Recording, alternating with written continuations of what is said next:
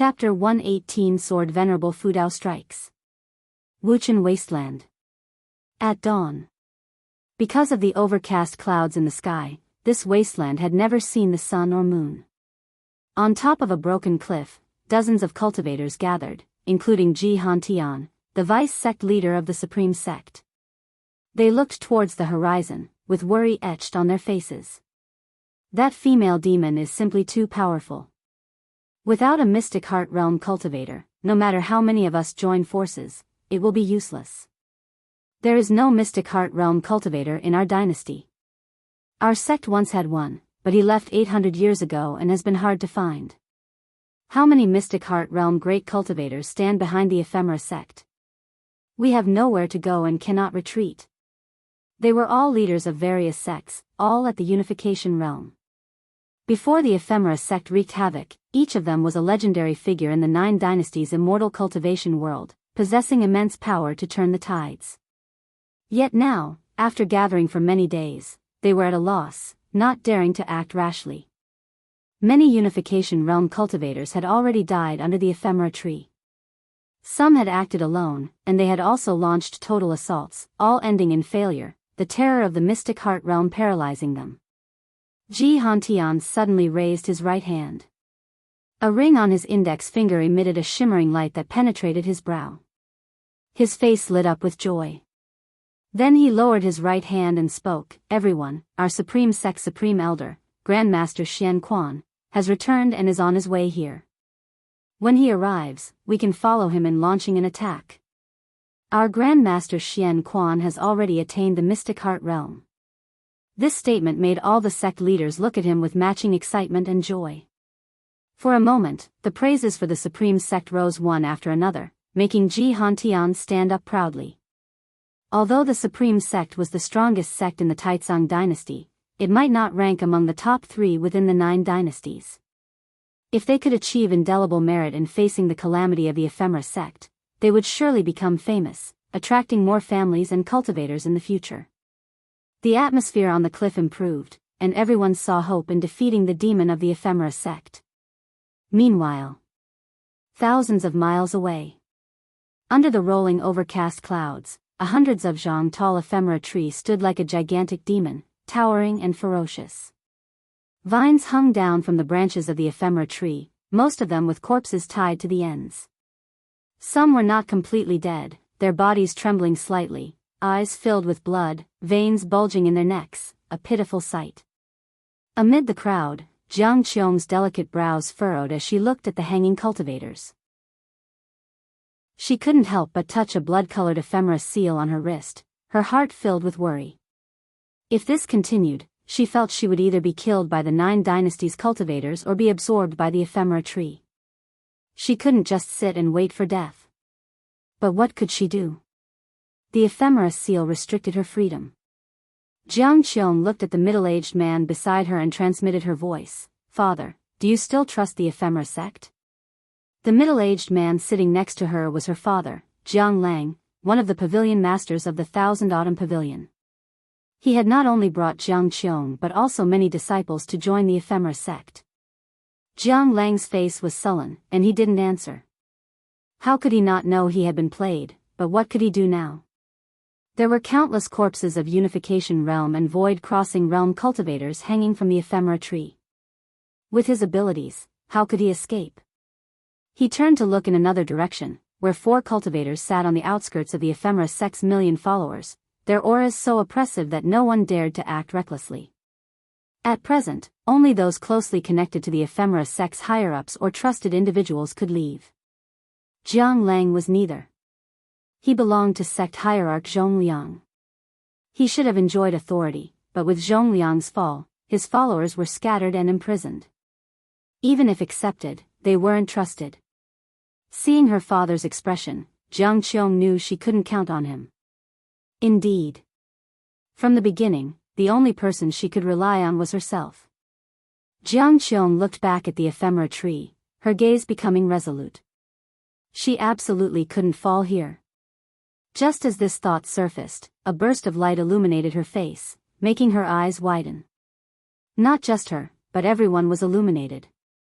The rolling clouds above the ephemera tree suddenly dissipated, revealing a nearly 1,000-mile-wide opening, with sunlight and scattered snowflakes falling through. The black-clad woman sitting on the array platform looked up, her eyes flashing sharply through her mask. Not just her, but the 4 great cultivators at the edges of the million-strong ephemera sect also looked up. Under the sunlight, the ephemera tree began to tremble, seemingly disliking the sunlight. "Who are you? Who dares to reveal yourself?" The black-clad woman stood up and shouted loudly, her cold voice echoing through the heavens and earth.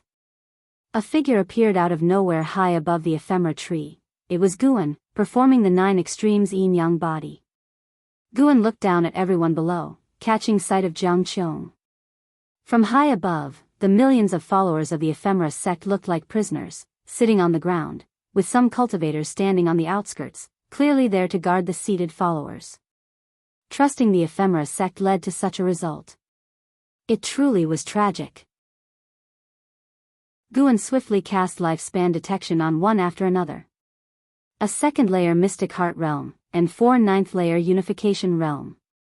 The ephemera tree beneath him had the same limited lifespan as the previous ephemera tree he had seen, and it was only a bit over 500 years old. To grow so quickly, how many people had it consumed? Guan raised his right hand, conjuring a cyan sword shadow in his palm. "Bold!" The black-clad woman shouted angrily, killing intent flashing through her eyes as she appeared beside Guan in one step, a blood-red sword in her hand, slashing at Guan. The sword strike seemed to unleash thousands of evil ghosts towards Guan, blood light covering the entire sky in an instant. But it was only for an instant. Boom! The black-clad woman was sent flying, crashing through the ground after passing over the heads of 1,000,000 followers, her life or death unknown. This scene shocked everyone. How could it be? Everyone cried out in their hearts. During this time, the black-clad woman had fully demonstrated her immense power, appearing nearly invincible. No matter how strong or renowned the attacking cultivators were, they were easily suppressed by her. Such a powerful being had no way to resist in front of this person. Guan raised his left hand, and his index finger shot out a radiant beam, piercing through the swirling dust towards where the woman had fallen. An alert appeared in front of Guan. "You successfully seized 47 years of Night Cultivator Fairies, 2nd layer Mystic Heart Realm, lifespan." Not bad. Guan's left hand reached out again, capturing the mystic heart of the Night Cultivator Fairy from afar. The mystic heart scattered the rolling dust, fell into his hand, and then he stored it in his storage bag. The 4 9th layer Unification Realm great cultivators guarding the edges of the million ephemera sect followers saw the situation was dire and immediately fled in different directions. Guan raised his hand, pointing 4 times. Breaking path divine light. 4 radiant beams shot out like falling stars. The gazes and divine senses of the million followers couldn't capture their trajectories, but everyone felt those 4 were doomed. The world fell into silence.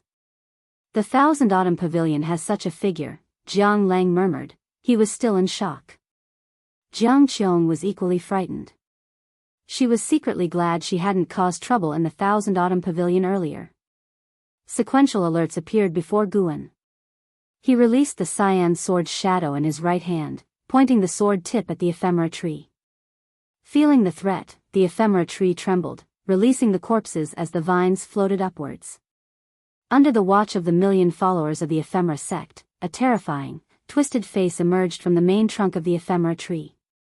What is that? A demon tree. It really is a demon tree. That face, we were deceived. No. Impossible, a deafening uproar erupted among the million followers. Unlike Jiang Qiong, most had come this far still harboring illusions or needing to cling to hope. Rumble, the ground quaked as enormous vines burst through and struck at Guan, startling the crowd to soar into the sky, with some taking the chance to flee. Yet there were also those, including Jiang Qiong, who courageously charged into the 9 Nether Road. The cyan sword shadow in Guan's palm burst forth with terrifying sword intent, descending like a divine weapon with dazzling light. That's sword intent. Sword Venerable Fudao. During her flight, Jiang Qiong looked up at Guan in horror. sword Venerable Fudao was that powerful. The cyan sword Shadow, carrying the sword intent of the Taicang Divine shocking sword, fell. Cultivators barely lifted off, were unable to flee the battlefield before the cyan sword Shadow descended on the ephemera tree. This time, the sword intent was overwhelming, forcefully suppressing the ephemera tree, reducing it to ashes from top to bottom. The sword Shadow hit the ground, shattering it, creating faults spreading rapidly in all directions, resembling an expanding spider web from the sky. Guan watched Jiang Qiong escape into the Nine Nether Road without stopping her. After today, Jiang Qiong would struggle to survive even if she stayed. He sensed dozens of Unification Realm auras rapidly approaching from a distance and immediately vanished. As for the million followers, Guan had considered slaughtering them but feared many, like Yang Ni and Leah, had been deceived or forced into the sect, making causality too complex, and he feared killing innocents. Wanton slaughter would be no different from the ephemera sect. He didn't want to be seen as a great demon and later besieged by all. Yet, even so, his earlier sword had still killed many cultivators. That was not Gu An's concern. Everyone must bear the consequences of their choices. Not killing them all was his way of exercising benevolence.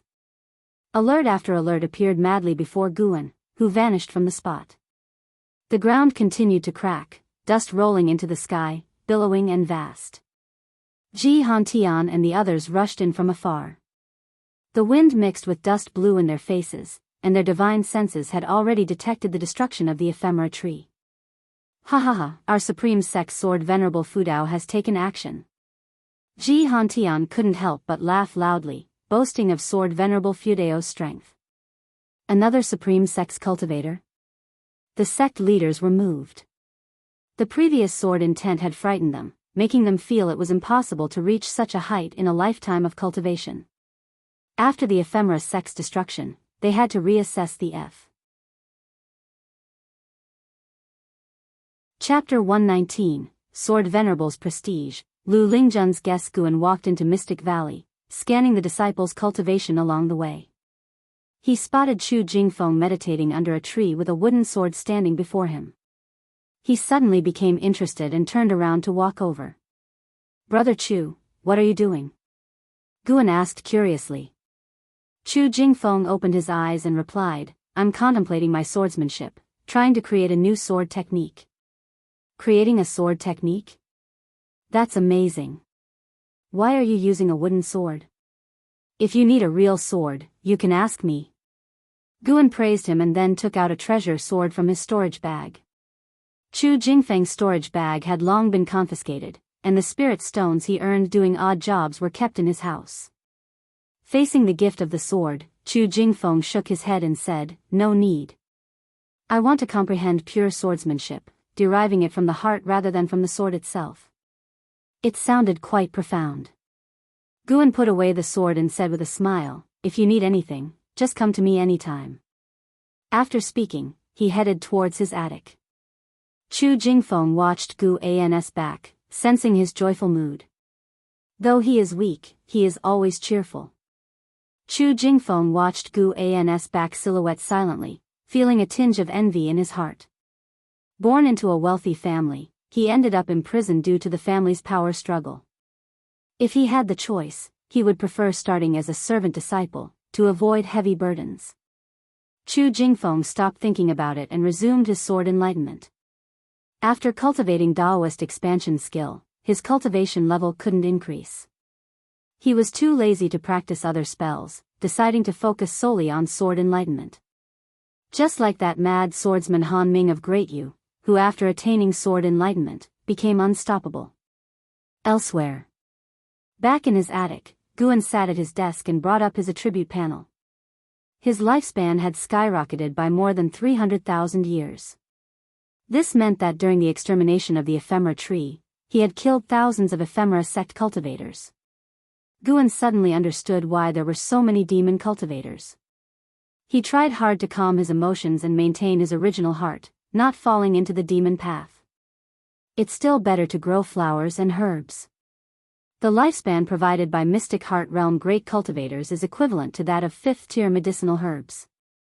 For him, the benefits of killing enemies were not much different from harvesting herbs and might even invite potential trouble.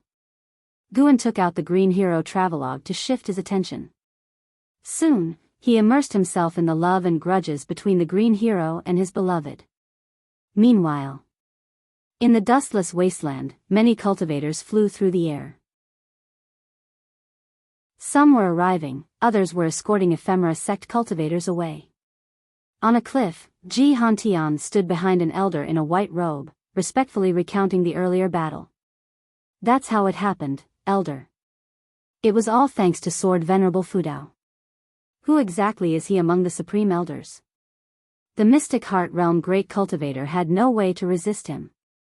Jianghu asked, trying hard to suppress his excitement. The intervention of Sword Venerable Fudao had thrilled him greatly and made him proud. Recalling the shocked expressions of other sect leaders, he felt immensely satisfied. The elder standing before him, who had just returned, was Supreme Elder Xian Quan. Supreme Elder Xian Quan remained silent, closing his eyes as well. Jianghu did not disturb him, thinking that the Supreme Elder was contemplating who Sword Venerable Fudao might be.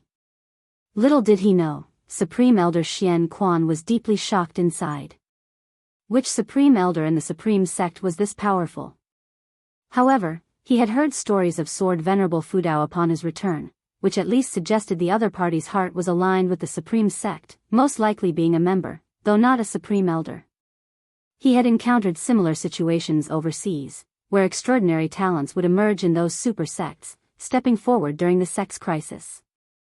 This was known as the sect's great fortune. Could it be that the Supreme Sect also had such great fortune?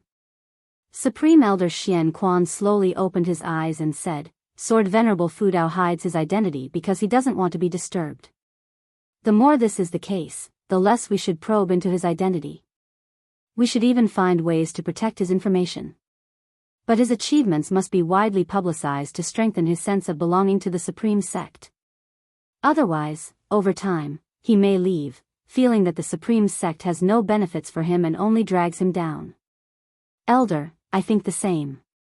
I've already sent a message to the sect leader, asking him to publicize this matter, Jianghu said with a smile.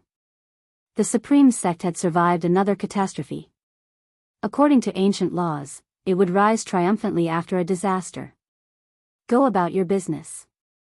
I'll check the entrance to 9 Nether Road. Perhaps this path could become an opportunity for the Supreme Sect. After saying this, Supreme Elder Xian Quan vanished into thin air. Jianghu turned around and left, preparing to discuss with other sects how to handle 9 Nether Road. As the year's end approached, Guan went to the outer gate city to find Wuju, bringing wine and roasted chicken. Seeing him, Wuju was delighted, pulling him inside. After closing the door, Wuju excitedly said, Brother Gu, why are you here? This was the first time anyone had voluntarily visited him. How could he not be happy? Just to see you, fearing you might be bored. Guan replied with a smile, though he truly wanted to see if Wuju had had any further enlightenment. Unfortunately, he had not. Guan wished to witness Wuju's continuous enlightenment, surpassing the Supreme Sect's geniuses. For him, enlightenment was optional. After all, he could increase his lifespan through other means. He considered enlightenment out of boredom and to see if he could find a way to help extend the lifespan of those around him.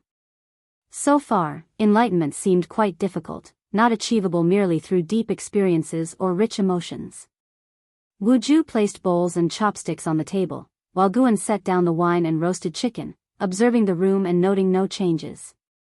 Wuju's cultivation had risen from Foundation Establishment Realm 2nd layer at the end of his enlightenment to Foundation Establishment Realm 4th layer. How long had it been? His talents seemed higher than that limited by extreme longevity. Judging by his living environment, it appeared Wuju had not sought another master. By the way, have you heard about Sword Venerable Fudao's deeds? He single-handedly defeated the Ephemera sect, unbelievably. Thousands of fellow sects couldn't vanquish that demon, but he killed it in 2 moves. He's even more impressive than Guyu from the Supreme Immortal Venerable. While pouring wine for Guan, Wuju said with a smile.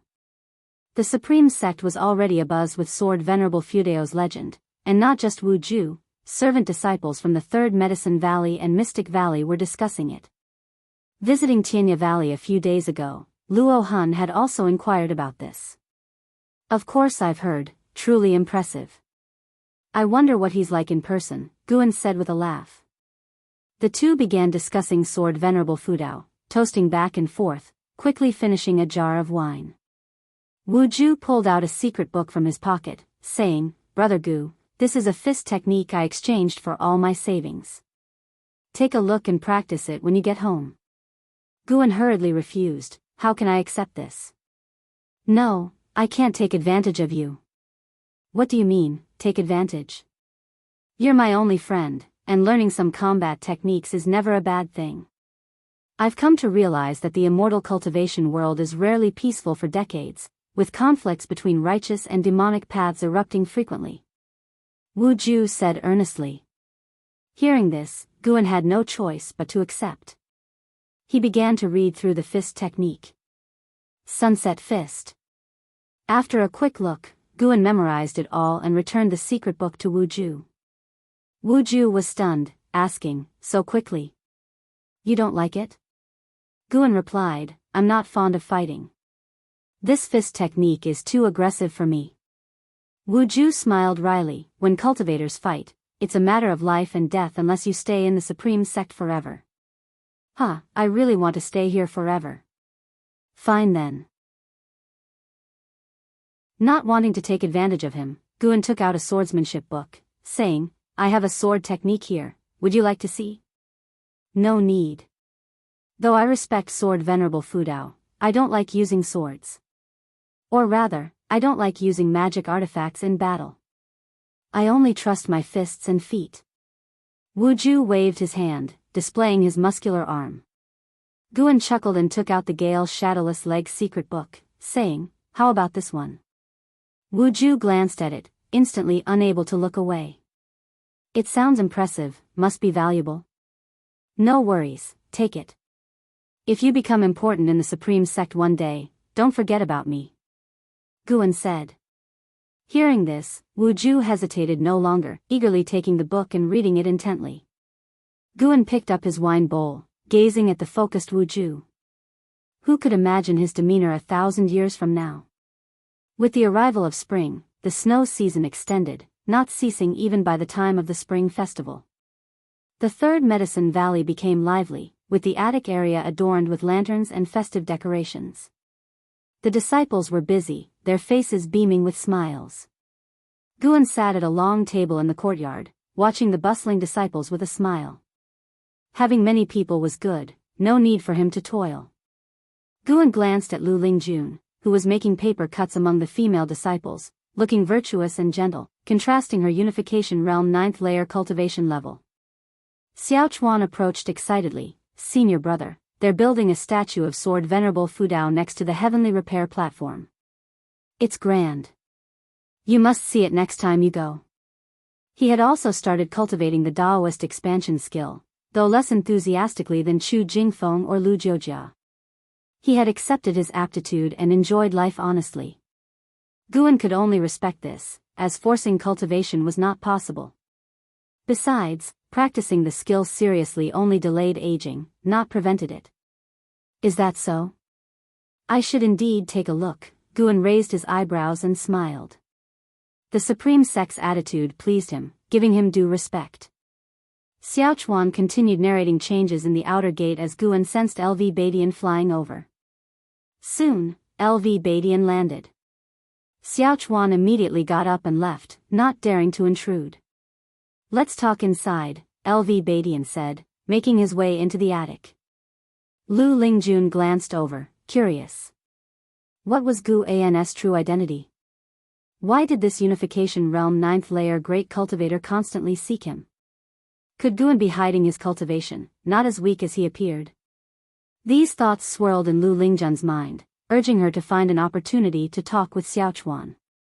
Meanwhile, inside, Guan shut the door, and LV Badian placed a restriction, then sat down, asking, "There's a great opportunity, do you want it?" Chapter 120 Sword Intent Shocks the Sect. No. Guan refused outright, thinking, how could the Supreme Sect have any opportunities after just experiencing a calamity? LV Badian was stunned for a moment, not expecting such a blunt refusal. Instantly annoyed, he said, "You brat, I haven't even told you what the opportunity is." Guan sat down and said, "I won't be the sect leader, I won't write books, and I won't entertain disturbances from the holy sons or holy daughters anymore." LV Badian laughed in anger after hearing that. "In your eyes, am I that kind of person? I just don't want trouble. Did I wrong you? If so, I apologize," Guan said seriously. LV Badian's face froze, then he gave a faux cough and said, "Naturally, you have wronged me. I came to find you for other matters." "What matters?" "You must have heard of the Nine Nether Road. It has now been sealed off by the 9 dynasties working together, with each sect sending cultivators to guard it. Even the main lineage of the Ephemera sect would find it hard to shake. Now, the sects of the 9 dynasties are leading disciples to train on the 9 Nether Road, where demons roam freely. You can kill demons and seize treasures.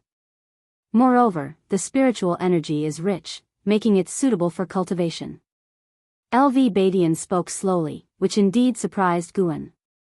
He hadn't expected the 9 Nether Road to be turned into a training ground like a secret realm. Guan asked, "Isn't the 9 Nether Road supposed to be dangerous?" "It is dangerous, so great cultivators will lead the disciples for training. I want to give you a spot so that when you enter the 9 Nether Road, someone will protect your life. You can cultivate, kill demons, or search for treasures. No matter what you do, someone will have your back. Isn't that a great opportunity? Furthermore, the Supreme Sect plans to build a city inside the 9 Nether Road for disciples to rest and cultivate." LV Badian spoke passionately, full of ambition. He believed that if he developed the 9 Nether Road well, the Supreme Sect would soar to new heights, possibly entering its most prosperous period ever, and his status in the sect's history would rise accordingly. Guan listened carefully and thought it indeed seemed feasible. LV Badian seemed intent on changing a long-standing trend where cultivators would leave the 9 dynasties' lands after reaching the unification realm to seek opportunities elsewhere. LV Badian wanted to enhance the foundation of the Supreme Sect, making it stronger so future disciples wouldn't need to venture out for opportunities. The 9 Nether Road was his first step. He also planned to establish a sea route, led by the newly returned elder Xian Quan. He spoke more and more passionately, almost declaring his intention to unify the continent.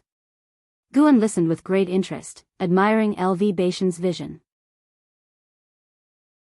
The stronger the Supreme Sect, the better it would be for him to benefit from its shade. After a long while, LV Badian finally ended his endless speech and looked at Guan, asking, "So, will you go?" Guan shook his head and said, "I won't go. I need to stay and look after the Medicine Valley. Someone else can look after it as well. No, I can't relax. Honestly, I'm scared. I always feel the 9 Nether Road is very dangerous, and my combat ability is weak. I won't go. How about this, I give my spot to someone else, is that okay? You don't want to go, yet you want to give away your spot? I have contributed to the Supreme Sect too. This huge Medicine Valley, I didn't embezzle anything. Shouldn't you reward me?" Looking at Guan's righteous look, LV Badian shook his head and smiled. After thinking about it, he still agreed to Guan's request. Giving the spot to someone close to Guan would still increase Guan's sense of belonging to the Supreme Sect. LV Badian didn't believe he couldn't hand off the sect leader position. He was determined to give it to Guan. In the long run, Guan would eventually accept it. Thinking of this, LV Badian smiled, filled with anticipation. How do you think the Supreme Sect can become the #1 sect of the 9 dynasties? LV Badian suddenly asked, wanting to test Guan while guiding him toward the mindset of a sect leader. Guan answered directly, using force won't work, it easily accumulates hatred. We can use cultural infiltration. Just like the previous Outer Sect Conference, the Supreme Sect could host various conferences in the future, such as formation, alchemy, sword competition, talisman crafting, etc. We should strive to make the Supreme Sect hold grand events that attract the attention of the 9 dynasties every few years. The initial investment might be huge, but once people get used to it, they will gradually recognize the Supreme Sect as the orthodox sect. Imagine, if you just stepped onto the path of the sword cultivator and heard that the Supreme Sect sword competition was a must-attend event, an opportunity to make a name for oneself, you would subconsciously think that the Supreme Sect holds a high position in the sword Tao. When people frequently mention the Supreme Sect, or when the Supreme Sect becomes the most frequently mentioned sect by the populace, the Supreme Sect won't be far from becoming the greatest sect. Of course, the sect's own strength is the most important. Guan spoke eloquently. After hearing LV Batian's long talk, he decided to pontificate. LV Batian soon became absorbed in listening, and seeing him paying close attention, Guan became even more enthusiastic, discussing the details. It couldn't just be competitions of strength, it would be best to have other competitions of skills. These events could be held in different outer sect and inner sect cities, driving the economic development of these cities. He even proposed establishing various societies among the disciples, such as the Elixir Society and Swordsman Society, to facilitate disciple exchanges and allow disciples with leadership skills to hone their abilities. LV Batian was astonished. This boy writing, Investiture of the Gods, wasn't a coincidence, he truly had great talent inside. After Guan finished speaking, LV Batian drank a bowl of tea in one go, feeling invigorated. LV Batian looked at him intently and said, "And you say you're not fit to be the sect leader?" Guan waved and said, "I don't have the qualifications to be the sect leader. I don't have an illustrious background, nor do I have the courage or boldness to implement grand plans. At most, I can offer some advice. Execution is the hardest part." Guan would never be sect leader. LV Batian smiled and then began to ask questions about the strategies Guan had just mentioned, with Guan patiently answering. An hour passed before they both walked out of the pavilion. LV Batian followed Guan, still savoring Guan's ideas. As soon as they went downstairs, he bid farewell, saying he wasn't in the mood for festivities. Guan didn't try to persuade him to stay. Without LV Batian around, the festive atmosphere in the Third Medicine Valley became even more relaxed. After the new year, the matter of training on the 9 Nether Road quickly spread throughout the Supreme Sect. Treasures, heavenly materials, demon cores, spiritual energy, all kinds of benefits of the 9 Nether Road began to spread wildly. It was obvious that LV Batian, heeding Guan's advice, focused on publicizing the specific benefits of the opportunities, stirring up the enthusiasm of the disciples and enhancing their sense of belonging to the sect. In the Law Enforcement Hall, Yilan was summoned to meet with the elder of the Law Enforcement Hall. The elder of the Law Enforcement Hall smiled and said, "Yilan, the higher-ups have assigned you a spot for the 9 Nether Road. You are quite impressive. Don't worry, the Law Enforcement Hall won't mistreat you. We will help you better enter the 9 Nether Road." Yilan froze. The 9 Nether Road? The first person she thought of was Guan. Even though she had been rooted in the Law Enforcement Hall for years, opportunities like the 9 Nether Road were far beyond her reach. She had heard that the first batch of spots for the 9 Nether Road was limited to only 200, and the outer sect hardly had any chance. The corners of Yilan's mouth lifted. She felt no burden about being taken care of by Guan, only surprise and sweetness. "Senior brother, it seems you still have me in your heart, even if you are stubborn with words." Yilan understood Guan's thoughts. Romantic relationships could indeed hinder cultivation. Precisely because of this, she wanted to seize every opportunity to become stronger, proving her determination to her senior brother.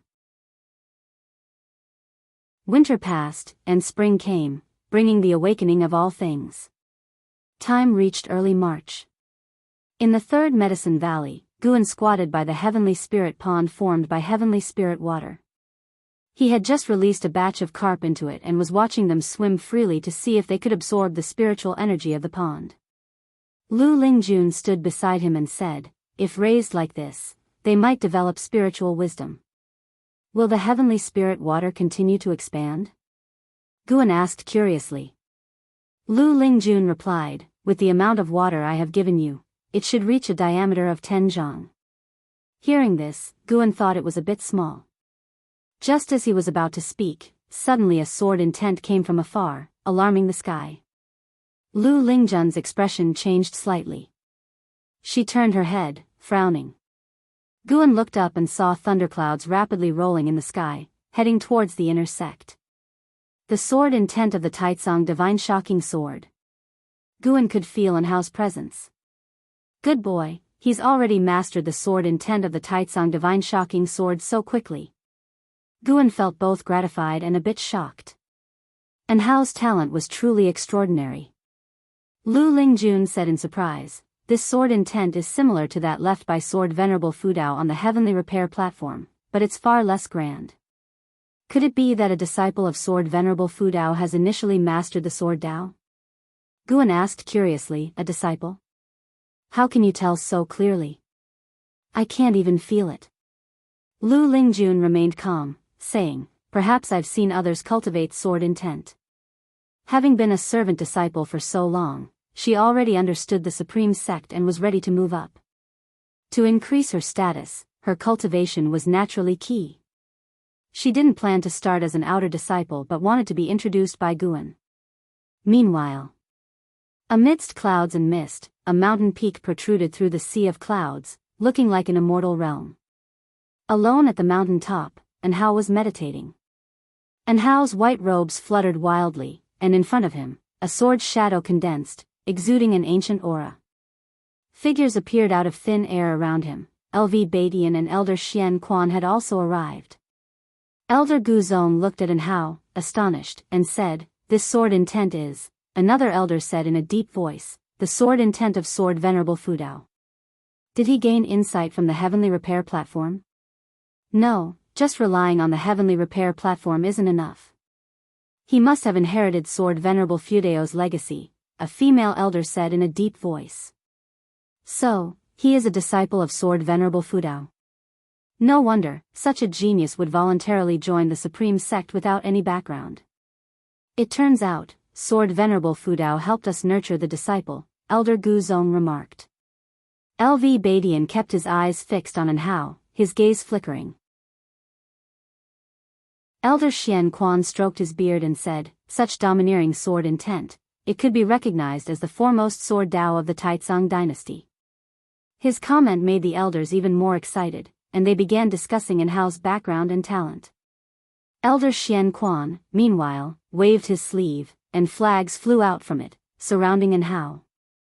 The flag started to gather nature's spiritual energy, pouring it into Anhao's body. Chapter 121, The Battle of the Worlds. Number 1. Anhao's Taicang Divine shocking sword intent shook the entire Supreme Sect, causing countless disciples to discuss it fervently. The sword intent lingered for several hours before it dissipated. In the following days, various rumors emerged. The only certainty was that the pressure came from a sword intent, which led to an increasing number of sword cultivators gathering at the Heavenly Repair platform. Gu An's days had been quite peaceful. He moved between the 3 medicine valleys, occasionally visiting the Mystic Heaven Cave mansion at night, and spent the rest of the time enjoying life. In the blink of an eye, half a year had passed. Guan turned 62 years old. The news of Sword Venerable Fudao's eradication of the ephemera sect demons had just truly spread throughout the immortal cultivation world. Guan often heard people in the outer sect talking about it, and Sword Venerable Fudao had already earned the reputation of being the foremost sword cultivator of the Taicang dynasty. Some even thought he was the best in the world. That day at noon, Guan stood at the edge of the Heavenly Repair platform, looking at the 100-foot-tall stone statue ahead, feeling pleased. This 100-foot-tall stone statue was the divine statue of Sword Venerable Fudao, crafted in the posture of Guan performing his 9 extremes yin-yang body. The demonic chi around him was sculpted into an aura. The statue had one hand pointing diagonally and the other holding a sword, exuding an imposing air. At this moment, it wasn't just Guan who was observing the divine statue of the Sword Venerable. There were also over a dozen others gazing up, each discussing among themselves. Listening to their words of admiration for Sword Venerable Fudao, Guan felt even more delighted. Fame across the world, who wouldn't want that? Guan wanted it too, but he feared others discovering his life-stealing ability, so he kept a low profile. However, being able to make a name for himself under another identity still satisfied his vanity. Sword Venerable Fu Dao may indeed be the foremost sword cultivator of the Taicang dynasty, but he is not necessarily the best in the world. A voice drew Gu An's attention, as well as the gaze of many disciples around. The speaker was a man in blue attire, holding a folding fan. With an elegant demeanor and a handsome, calm face, it was as if the outrageous words just now hadn't come from his mouth. A burly inner sect disciple looked at the man in blue and said in a deep voice, "Oh? Then pray tell, who is the best sword cultivator in the world?" By now, Sword Venerable Fu Dao was the pride of all Supreme Sect disciples, and they wouldn't tolerate any questioning. The man in blue responded, "In the westernmost land, within Tianwei, there is a sword cultivator called Daoist Tianjian. 700 years ago, he was the foremost sword cultivator of Tianwei. He later retreated into the deep mountains, focusing solely on sword enlightenment. Not long ago, a sword intent erupted in Tianwei, proving he is still alive. If not for Sword Venerable Fu Dao's swift action, it would have been this senior who ended the ephemera sect. Tianwei, one of the 9 dynasties, located at the far west, constantly plagued by demons, yet its territory was even more extensive than Taicang, a testament to Tianwei's might. Guan sensed that this person's cultivation level was hidden. On the surface, he appeared to be at the core formation realm, but had actually reached the divinity transformation realm. He cast a lifespan detection. Saga, Divinity Transformation 2nd Level 289/800/1300, Concealed Cultivation, and boasting of Tianwei cultivators, this rascal must not be a disciple of the Supreme Sect. Guan remained silent, watching as the surrounding disciples verbally attacked Saga. Saga remained indifferent, facing the insults and slanders with calmness. Daoist Tianjian was indeed formidable and once renowned throughout the world. But that's ancient history. As a prince of the Tianwei imperial family, possessing the fire god blood lineage, to speak so recklessly within the Supreme Sect, are you inciting a war? A voice came, and everyone turned to see the mad swordsman of Great Yu, Han Ming, striding forward. Saga turned back, raised his hand in salute, and said, "So it's the mad swordsman, senior. I've heard you've been in the Supreme Sect for many years. Are you planning to join the Supreme Sect?" He smiled gently, but his words were uncomfortable. "Humph, boy, if not for the favor your father, the Emperor, granted me, you'd be a corpse now. Do you think your divinity transformation realm cultivation can withstand my sword?" Han Ming snorted coldly. Divinity transformation realm. Upon hearing this, the disciples who had previously insulted Saga all turned pale and retreated. Since that's the case, there's no need to pretend anymore. Saga smiled, then looked around and shouted, "I am a disciple of Daoist Tianjian, a prince of the Tianwei dynasty, Saga. Today, I am here on behalf of my master to issue a challenge. In 3 months, my master will personally arrive at the heavenly repair platform to seek instruction in swordsmanship from Sword Venerable Fu Dao." His voice echoed beneath the sky, audible to the entire city. Someone wanted to challenge Sword Venerable Fu Dao. Han Ming smiled. He was the first sword cultivator to seek instruction from Sword Venerable Fu Dao, reminding him, the ephemera sect has great cultivators beyond the unification realm. Does your master have such a level? Saga closed his fan and smiled. Of course, originally my father, the Emperor, was going to ask him to deal with the ephemera sect. Unfortunately, he was a step too late. His tone was arrogant, as if Daoist Tianjian's victory over Sword Venerable Fu Dao was assured, further displeasing the Supreme Sect disciples. An elder appeared beside Saga out of thin air, said a few words using sound transmission skill, causing Saga's face to change slightly. He snorted, "Let's go. Anyway, the challenge has been issued. Whether or not Sword Venerable Fu Dao accepts it is his business." He then left with the elder. Guan watched his departing figure, growing cautious. Sword Venerable Fu Dao had just thwarted the ephemera sect's conspiracy and was at the height of his fame. For someone to dare step forward now, they must be very capable. Guan didn't dwell on it and turned to leave the heavenly repair platform, intending to check on Wu Ju. A month ago, Wu Ju's maximum lifespan had increased again, making Guan even more interested in him and curious about the potential limit of his lifespan. Third Medicine Valley, inside a loft. LV Badian scoffed, Tianwei is quite ambitious, wanting to suppress the supreme sect to seize control over the Nine Nether Road. Though strong, Daoist Tianjian is courting death by coming to the supreme sect. A month had passed since Sijie issued his challenge, and the upcoming duel had spread throughout the Taicang immortal cultivation world. Cultivators from various sects and regions were flocking to watch. LV Badian seized the opportunity to promote the Golden List in various cities. The so-called Golden List was a ranking of the world's most talented individuals under the age of 500, encompassing the 9 dynasties. It caused quite a stir. Guan worriedly asked, will there be internal strife among the sects of the 9 dynasties? You can rest assured, the demon calamity is imminent, and no one dares to act recklessly. Furthermore, the main lineage of the ephemera sect may cause chaos on the 9 Nether Road. At that time, the sects of the 9 dynasties must unite. Otherwise, one-on-one, none can guarantee the defeat of the main lineage of the ephemera sect. That's precisely why Tianwei asked Daoist Tianjian to act, in the name of sparring to suppress us. LV Badian waved dismissively.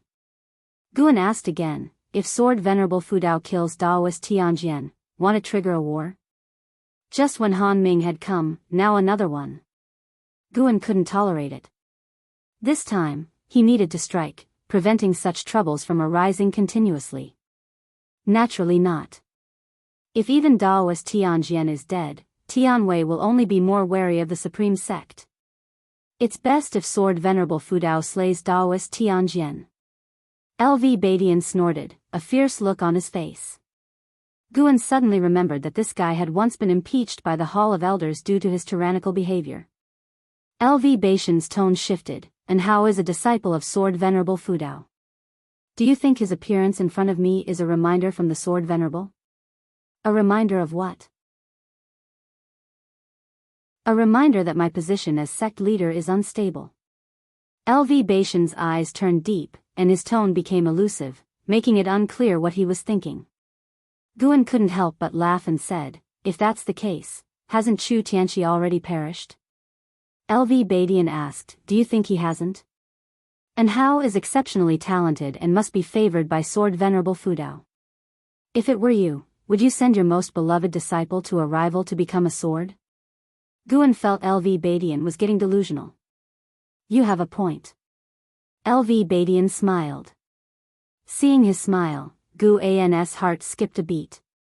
Wait. Why was he asking him? LV Badian continued, and Hao's talent is so strong that once he fully grows, it will be easy for him to earn the respect of the entire supreme sect, just like that true inheritor. Kid, if you don't become sect leader, the position will be his. Wouldn't that be better? I don't want to be sect leader anyway. Guan shook his head, and LV Badian smiled, saying no more. Then, Guan inquired about Yilan's situation. The first group to venture into the 9 Nether Road had already set off. LV Badian reassured, don't worry, I personally instructed the leading elder to take care of her. With the Qinghong sword, Guan could always sense Yilan's situation. However, he would only intervene in her moments of peril. Normally, he didn't want her to be neglected or bullied. The two chatted a while longer. Before leaving, LV Badian left a book. After LV Badian left, Guan picked it up to read. Defying Fate Divine Skill. At dusk, Leah, carrying the North Sea heavy sword, walked to the edge of the heavenly repair platform, gazing at the divine statue of Sword Venerable Fudao with barely hidden excitement in his eyes. Ancestor, the primordial ancestor is indeed Sword Venerable Fudao. Leah screamed in his heart. The ancestor was also shocked, sighing, I thought he was, the demon of the Thousand Autumn Pavilion?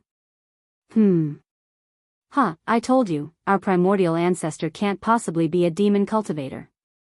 Leah was overjoyed.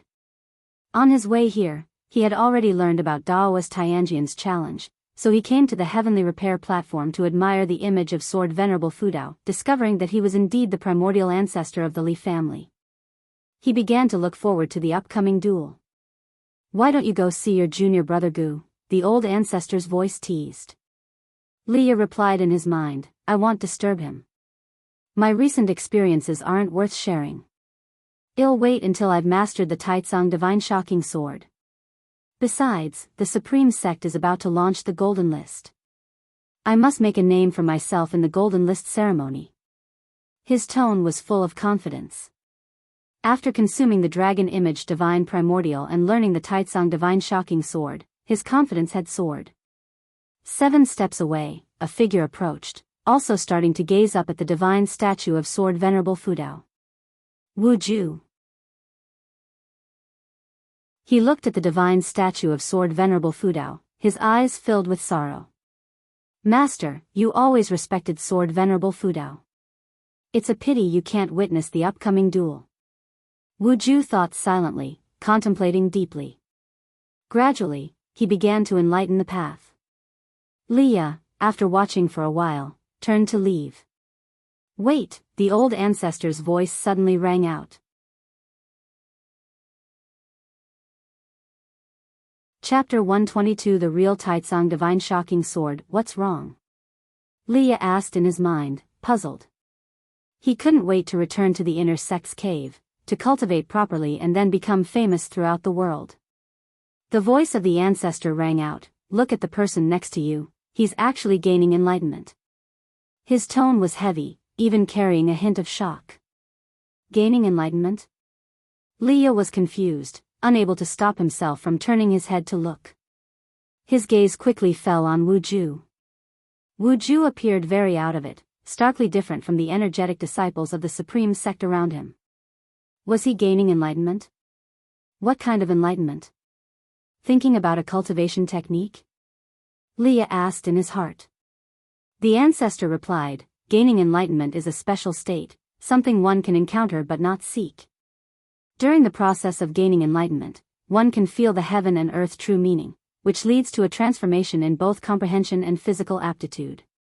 Those who can gain enlightenment, even if only once, can defy fate and rewrite their destiny. Even I have never gained enlightenment. I have only seen a friend of mine who had. If he were still alive, he would undoubtedly be one of the top experts in the 9 dynasties of the immortal cultivation world. So amazing." Leah examined Wu Ju carefully but couldn't see how Wu Ju was different. He looked quite ordinary, even less impressive than his junior brother Gu. At least his junior brother Gu was handsome and easily likable. The Supreme Sect truly hides dragons and crouching tigers. Not to mention LV Xian and Ji Xiaoyu, the cultivation speed of Anhao is unprecedented in history. Anyway, I've never heard of such a prodigious talent before. Now you encounter someone gaining enlightenment. The younger they are when they gain enlightenment, the greater their potential. This boy looks about your age. In the future, he will probably soar to great heights. The fortune of the Supreme Sect is unstoppable." The ancestor's tone was filled with emotion. He also felt pressured. Remembering his promises to Leah, he was filled with shame. He had promised to help Leah ascend to the peak of immortal cultivation and become #1 in the world. But seeing LV Xian and Ji Xiaoyu, and hearing the legends of Anhao, he felt the pressure. The talent of these 3 was too exaggerated, and their backgrounds far surpassed Leah's. The ancestor thought he couldn't provide Leah with an advantage in cultivation resources. It's a good thing that the Supreme Sect is so powerful. With rivals, I have something to look forward to, Leah thought confidently, leaving the ancestor unsure of how to respond. After a long time, the ancestor finally spoke, "Just stay nearby. When he wakes up, ask him if he has a master. If not, accept him for me." "Huh? I accept him as a disciple?" "Of course not, he will be my disciple." "What do you mean?" "If he is your disciple, isn't he my ancestor? Be content. Without my help, you wouldn't even have the qualifications to compete with such a genius," the ancestor said rudely. Although Leah was annoyed, he didn't argue back. He began to wait, while contemplating the sword intent of the Taicang Divine shocking sword. He waited for an entire night. The next morning, Wuju finally woke up. He had gained enlightenment more than once, so his expression remained calm. He turned to leave, but Leah stopped him. "Brother, do you have a master?" Leah asked directly. Wuju's eyes flashed with coldness. He bypassed Leah and walked toward the stage. Leah blocked him again, which made Wuju furious. He raised his hand to push Leah away. Leah's physical body was strong. He was not afraid of this Foundation Establishment realm cultivator. Wuju's right hand pressed against Leah's shoulder. Feeling the strength of his opponent, he clenched his fist and pushed hard. Leah was caught off guard and was pushed back 2 steps. Before he could react, Wuju controlled his sword and flew away, making it difficult for Leah to chase him since causing trouble in the city was prohibited. How is this possible, such great strength? Leah was shocked and bewildered. The ancestor sighed in his heart, "It's a pity, don't chase him. Avoid making enemies." Leah lost his smile. As a core formation realm cultivator, he had been pushed away by a Foundation Establishment realm cultivator. He had taken the dragon image divine primordial, a treasure pursued by the demon clan. It was too humiliating. No way. I'm still not strong enough. Leah clenched his fists, his arrogance disappearing. In autumn, the outer gates city became bustling with activity. Guan and Wuju gathered in an inn, drinking and chatting, waiting for the upcoming battle. Wuju was complaining to Guan about meeting Leah last month. At the mention of Leah, he became furious, feeling that Leah had insulted him. Guan nodded after listening, saying, "Indeed, it's quite odd. Asking such a question out of nowhere, never mind. Don't think about him, he is just a passerby in your life. You will become a genius eventually, why bother with such a small role?" Although the person Wuju spoke of was a bit despicable, Guan thought it wasn't worth holding a grudge. Wuju didn't need to worry about such small matters. When Wuju grew up, he couldn't imagine. Would he kill anyone he disliked? He didn't want Wuju to become such a person. Wuju nodded, saying, "Naturally, I won't hold a grudge. I'm just venting to you. You know, you are my only friend." Guan asked, "When will you reveal your talent?" The inn was crowded, most people were chatting about Sword Venerable Fudao and Daoist Tianjian, not paying attention to them. Hearing Gu An's question, Wuju shook his head, "It's fine just like this."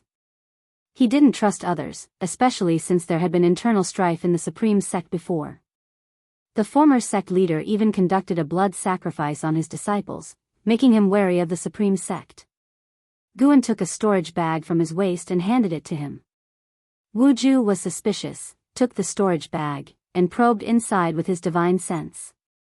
His face turned pale, quickly pushing it back, saying, "Brother Gu, I can't accept this. How do you have so many?" He had always thought Guan was an ordinary, lowly disciple like him but didn't expect Guan to have so many elixirs. Guan smiled, "I am the Valley Master of Medicine Valley.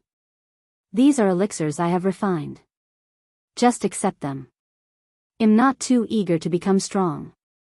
I fear fighting the most. Growing flowers and plants is my joy, so the elixirs suit you better. When you become strong, you must protect me." "But, this is too much," Wuju hesitated. "You said I'm your only friend. Just accept it. If you feel bad, consider me your elder brother. An elder brother is like a father. As your teacher, I will take good care of you. I have plenty of elixirs." Guan made funny faces, making Wuju smile and glare at him. "I'm 2 years older than you, I should be the elder brother.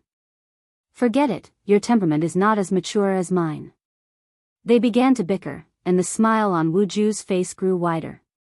In the end, Wuju accepted the storage bag, secretly vowing to never let anyone bully Guan in the future.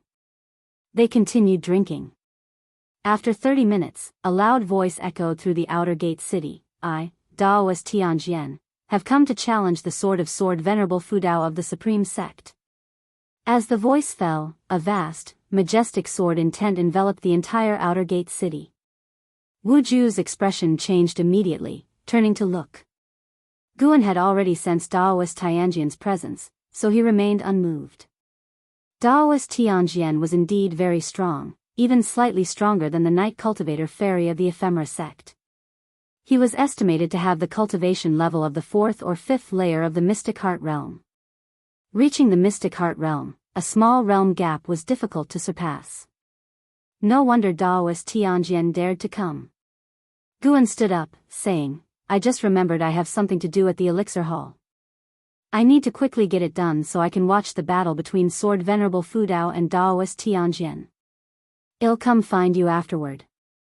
With that, he hurriedly left. Wu Ju didn't have time to stop him. After going downstairs, Wu Ju leaned out the window and shouted, "Hurry up." Guan waved without turning back and quickly disappeared around the street corner. Daoist Tianjian has come. The outer gate city stirred, with more and more cultivators flying out, searching for Daoist Tianjian's figure in the sky. At this moment, a 10-zhang tall sword, gleaming with white light, descended from the sky and hovered above the south city gate.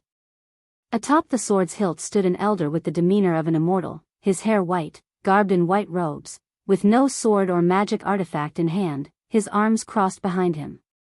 He closed his eyes and began waiting. The news spread quickly, and disciples from all directions in Outer Gate City hurried over. LV Badian brought An Hao to the heavenly repair platform. Soon after, Xian Quan, Gu Zong, and other high-ranking members of the Supreme Sect appeared one by one. An Hao gazed curiously at Daoist Tianjian's figure. He now knew that his master was the Sword Venerable Fu Dao of the Supreme Sect. He came specifically to watch the fight, believing his master to be invincible, so he wasn't worried about his master losing. He just wanted to see how Daoist Tianjian would lose. Xian Quan stroked his beard, feeling emotional, such profound sword intent and deep Dao level, as formidable as ever after 1,000 years. He and Daoist Tianjian were cultivators from the same era, having witnessed Daoist Tianjian's prowess, so he didn't underestimate him. The figures on the heavenly repair platform rapidly multiplied, and the vast platform quickly became crowded. Leah also arrived, standing on a rooftop, observing Daoist Tianjian from afar. Daoist Tianjian's aura was too overwhelming, giving people the feeling of facing an immortal descending to the mortal world, far surpassing the traveler of graceful crane. This made Leah somewhat nervous. "This old guy is something else," Leah remarked in his heart. Indeed, he might be above the unification level. Daring to show up at this critical moment indicates his strong confidence, "Stronger than I was in my previous life," the ancestor said gravely. "Stronger than you, again?" Leah really wanted to retort but held back. The ancestor could hear his thoughts, causing an awkward silence between them as they waited for Sword Venerable Fu Dao to appear. Prince Sijia from Tianwei ascended the heavenly repair platform, smiling, "Everyone, watch closely. Witness the first sword of Tianwei.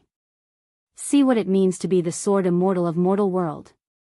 Hearing his words, the disciples of the Supreme Sect were displeased, but the presence of Daoist Tianjian was too strong. Under his watchful eyes, they didn't dare speak boldly.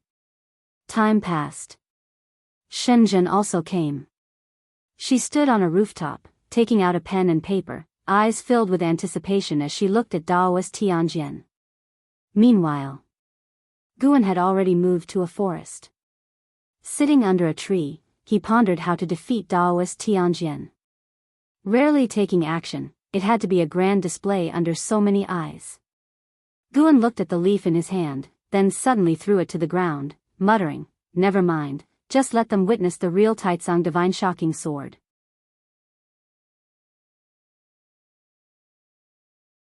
Chapter 123, Number 1 in the World.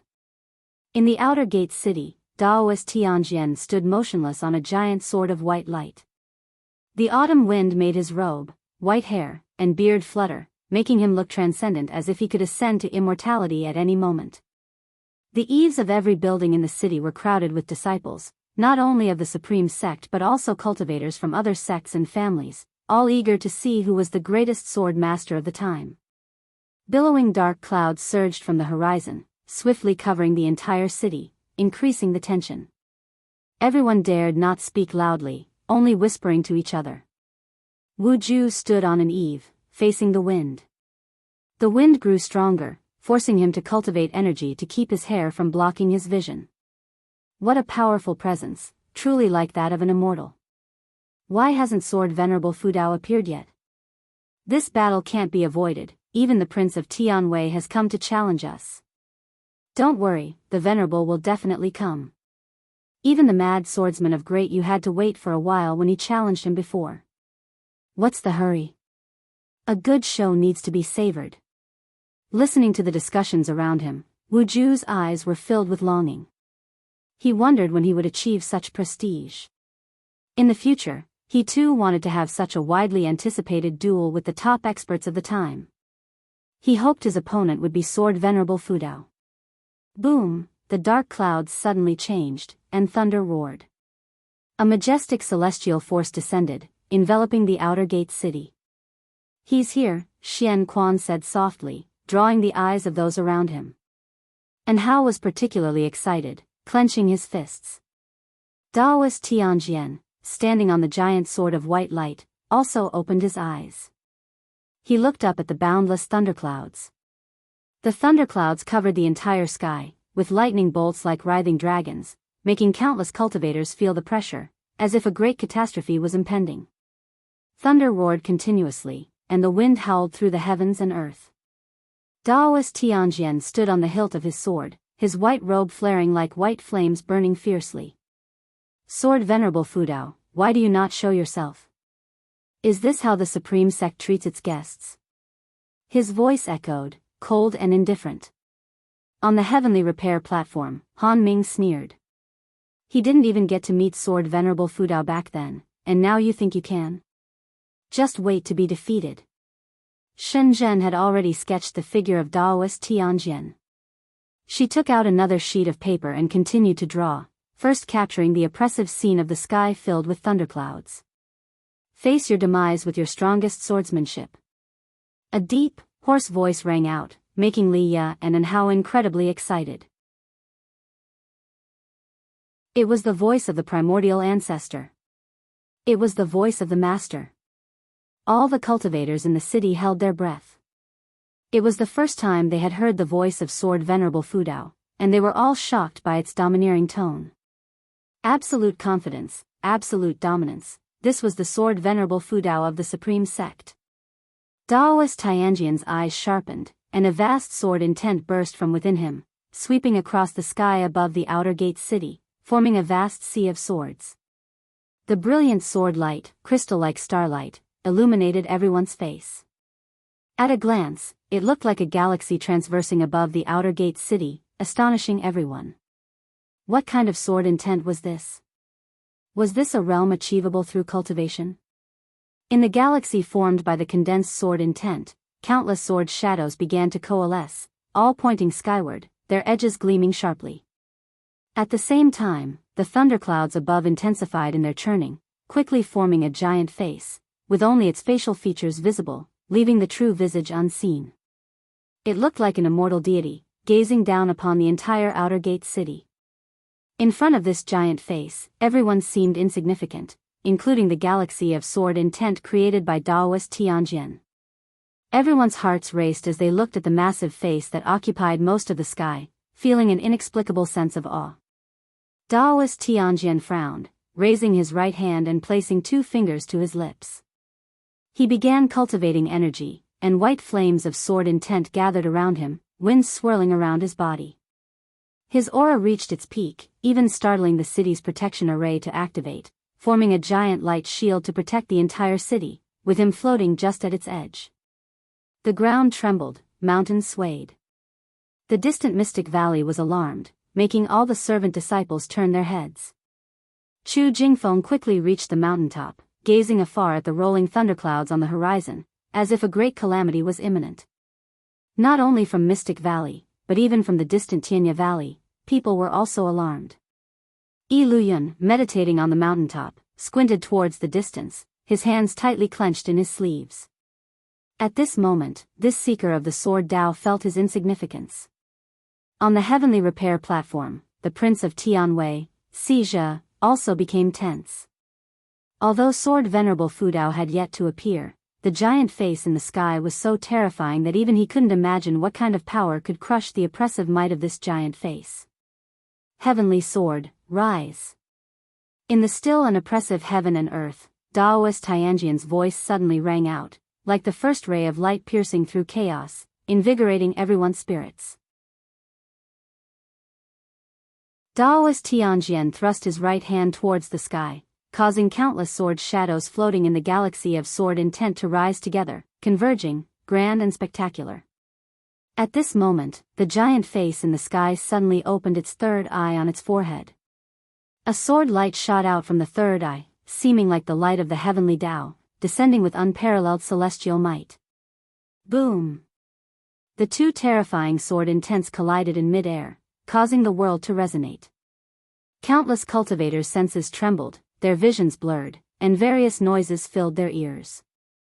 Their divine senses felt a burning sensation, instinctively retreating. Mystic Heart, LV Badian muttered as he gazed up at the unparalleled battle. His face was illuminated by two kinds of strong light, divided into upper and lower layers. The light below was silvery white, while the light above was dimmer, yet it continually devoured the silvery white light below. Daoist Tianjian's expression changed dramatically. His opponent's sword intent far exceeded his expectations. Impossible. Could he not be of the Mystic Heart realm? He thought in disbelief. At this moment, the sword light from the third eye of the giant face suddenly grew stronger, shattering his sword intent and descending upon him with a speed surpassing lightning. His white hair and robe flared. He stared with wide eyes, his body turning rigid. In his pupils, a figure could be vaguely seen gazing down at him as if an immortal deity watching over an ant. In the eyes of all onlookers, Daoist Tianjian's sword intent lasted only for the span of 2 breaths before it was instantly shattered. The vast galaxy of sword lights was crushed, forming countless silver fragments floating inside and outside the city. The scene was so visually overwhelming that cultivators of all realms were moved. Xian Quan's eyes widened, his heart churning with waves of shock. He had the highest realm and saw everything clearly. The gap between Sword Venerable Fudao and Daoist Tianjian was immense. Daoist Tianjian was no match for Sword Venerable Fudao at all. He could even confirm that when Sword Venerable Fudao first attacked, he deliberately held back. Otherwise, he could have killed Daoist Tianjian in an instant. Daoist Tianjian first showcased his strong sword intent to emphasize how terrifying Sword Venerable Fudao's sword was. At least Xian Quan was frightened, unable to fathom the true strength of Sword Venerable Fudao. Xia's pupils dilated, and his face was filled with disbelief as he looked at Daoist Tianjian. Before Sword Venerable Fudao acted, Daoist Tianjian was the number 1 in the world in his eyes. Yet, this number 1 in the world had been defeated so utterly. The mad swordsman of Great Yu, Han Ming, fell into a stupor. The strength demonstrated by Sword Venerable Fudao made him feel ashamed, realizing how overconfident he had been before. And Hao smiled broadly, trying to suppress his urge to cheer. Leah stood on the eaves, dumbstruck by what he saw. Shenzhen quickly regained her composure and swiftly sketched the scene of Daoist Tianjian's dreadful defeat. The wind howled as Daoist Tianjian fell backward. His mystic heart was shattered, and his primordial spirit was continuously breaking apart. It was hopeless, and he couldn't even speak anymore. Yet, his face showed a satisfied smile. The number 1 sword in the world. I have witnessed it. Daoist Tianjian's eyelids grew heavier. His gaze remained fixed on the giant face in the sky. Even when he closed his eyes, the corners of his mouth lifted into a smile. With a thud, Daoist Tianjian's body fell in front of the South City Gate, stirring up a cloud of dust. The overwhelming oppressive force covering the entire world dissipated, and the giant face formed of thunderclouds in the sky vanished as well. Boom! The entire city shook. The sounds of uproar and exclamations erupted like thunder from a clear sky. Everyone became excited, the cheers, shouts, and exclamations merging into a deafening roar. My heavens! It ended with one strike? Ha ha ha, I told you, Sword Venerable Fudao couldn't be defeated. The gap is too vast, actually, Daoist Tianjian is really strong. Before Sword Venerable Fudao acted, I really thought he was the #1 in the world. Yes, that vast sword intent even made my sword want to unsheath. Listening to the voices from every direction, Wu Ju also felt excited. It was a pity Guan wasn't around. He wouldn't be able to express his emotions alone. Just then, he saw Guan leap up from the street, hurrying toward him. Seeing this, Wu Ju's face immediately broke into an excited smile. My heavens, did you see that just now? It was incredible.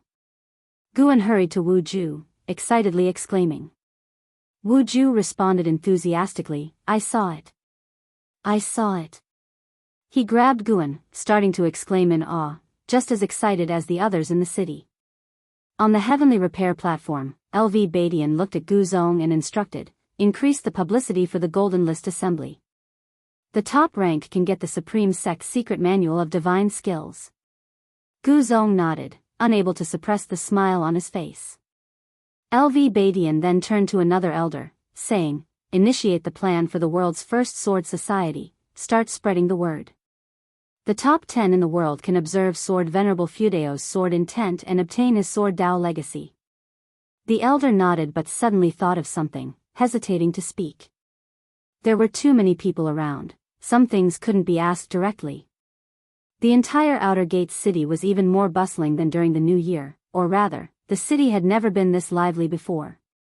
Stroking his beard, Xian Quan gazed out and sighed, the Supreme Sect is destined to rise. And Hao closed his eyes, carefully savoring Sword Venerable Fudao's earlier strike.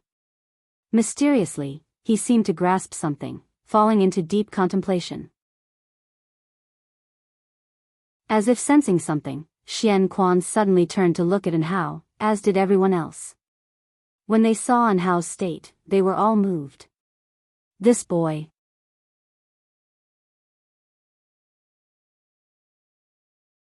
Chapter 124 Lifespan of 2 million years. Inside the inn. Guan and Wu Ju finally found a seat. After sitting down, they continued to discuss the intense battle they had just witnessed. Though it was brief, it was enough to make all the spectators' blood boil with excitement. Guan smiled in agreement, feeling a slight tinge of regret. Killing Daoist Tianjian would only grant 10 years of lifespan, because Daoist Tianjian had less than 200 years left to live when he chose to take his own life. Daoist Tianjian probably reached the mystic heart realm long ago, but 700 years ago, he likely realized there was no hope for his cultivation to increase further, so he secluded himself in the deep mountains. Unfortunately, after sitting for 700 years, he still couldn't find the path. This time, Daoist Tianjian came seeking death. Guan didn't dwell on it. His attention was soon drawn to An Hao on the heavenly repair platform. An Hao was actually achieving path enlightenment. The inner sect elders surrounded him, protecting him. Good lad. Guan felt comforted. The stronger An Hao became, the happier he was. An Hao was his true disciple. Unlike the disciples of Medicine Valley, the more powerful An Hao became, the more pride Guan felt. With so many great cultivators protecting him, Guan was relieved. He withdrew his thoughts and focused on drinking and laughing with Wu Ju. Before long, a figure approached and sat beside Guan. She nonchalantly handed him a drawing. What do you think? How is the drawing? Shenzhen asked with a smile. Guan took a careful look. In the painting, Daoist Tianjian stood with arms spread wide, enduring the sword light descending from the sky. The dark and fierce style of the painting gave a sense of tragic beauty. Not bad, as expected from you, Guan praised casually. Shenzhen pouted, sensing his perfunctory tone. Wu Ju hesitated and asked, Brother Gu, who is this? Although Shenzhen wore a veil, her attire and features indicated she must be a beauty and of high status. Guan smiled and said, This lady is named Shenzhen. Like me, you can address her as Ms. Shen. He then introduced Wu Ju to Shenzhen. Seeing Shenzhen's indifferent attitude, Guan reminded her, my brother here is no ordinary person. He will someday make a name for himself in the supreme sect. Don't talk nonsense. Wu Ju interrupted hastily, his face turning red. Really? Shenzhen couldn't help but reassess Wu Ju, making him even more uncomfortable. Guan laughed, come, let's drink and chat.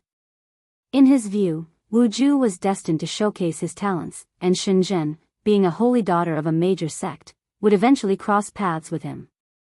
Meeting earlier would help them look after each other in the future. Shenzhen also started talking about the earlier battle, eagerly leading the conversation while Guan continued to play the role of the agreeing listener, and Wu Ju became increasingly ill at ease, managing only to smile politely.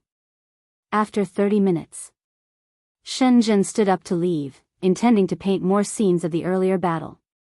After she left, Wu Ju finally breathed a sigh of relief. Guan teased him, why are you so nervous? Don't tell me you've taken a liking to her? Nonsense, that lady clearly has her heart set on you. As your brother, how could I have improper thoughts? I just don't know how to talk to women. You know well, you're my only friend. Wu Ju glared at him, quite serious. Here we go again. You're my only friend. Guan shook his head and laughed, having one more friend means having one more path. Walking alone in the immortal cultivation world is tiring. I know, it's just that I'm not good at making friends. Then what about us? We hit it off right away. It wasn't about making friends, it was destiny. Hey, you brat, you sure know how to talk to me. Guan laughed heartily. With him, Wu Ju was confident and not the least bit nervous. They talked until dusk before parting ways. Guan then went back to Mystic Valley to see his disciples. He noticed Chu Jingfeng sitting silently on the mountaintop and decided not to disturb him. If Chu Jingfeng could achieve path enlightenment, it would be a good thing. However, path enlightenment wasn't easy. And Hao and Wu Ju were once in millennium talents, not everyone could compare to them. After spending an hour in Mystic Valley, Guan visited the Third Medicine Valley. The Third Medicine Valley was much livelier than Mystic Valley, as it had 10 times the number of disciples. Guan chatted with the disciples for a while before returning to his loft, preparing to read and soothe his mind. Deep into the night, footsteps could be heard outside the door. Soon, a voice came in, Valley Master, I have something to discuss with you. Lu Lingjun. She even used the sound transmission skill. Guan put down the supreme secret records in his hands, placing the investiture of the gods over it. He spoke, come in. Lu Lingjun pushed open the door and, after closing it, cast a restriction on the door. Guan was astonished, looking at Lu Lingjun in surprise. Lu Lingjun turned around, walked to the table, raised her hand in salute to Guan, and said, Valley Master, I deeply apologize for hiding something from you before. Your cultivation level? Guan asked nervously.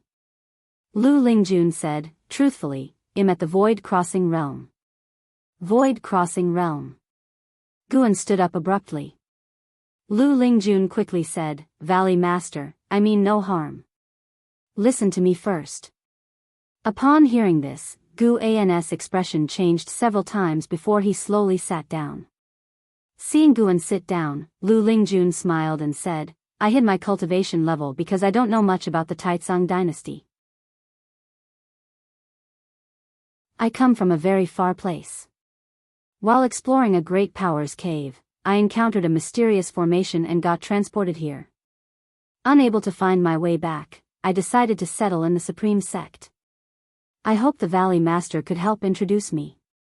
Guan asked in surprise, with your cultivation level, you can openly join the Supreme Sect.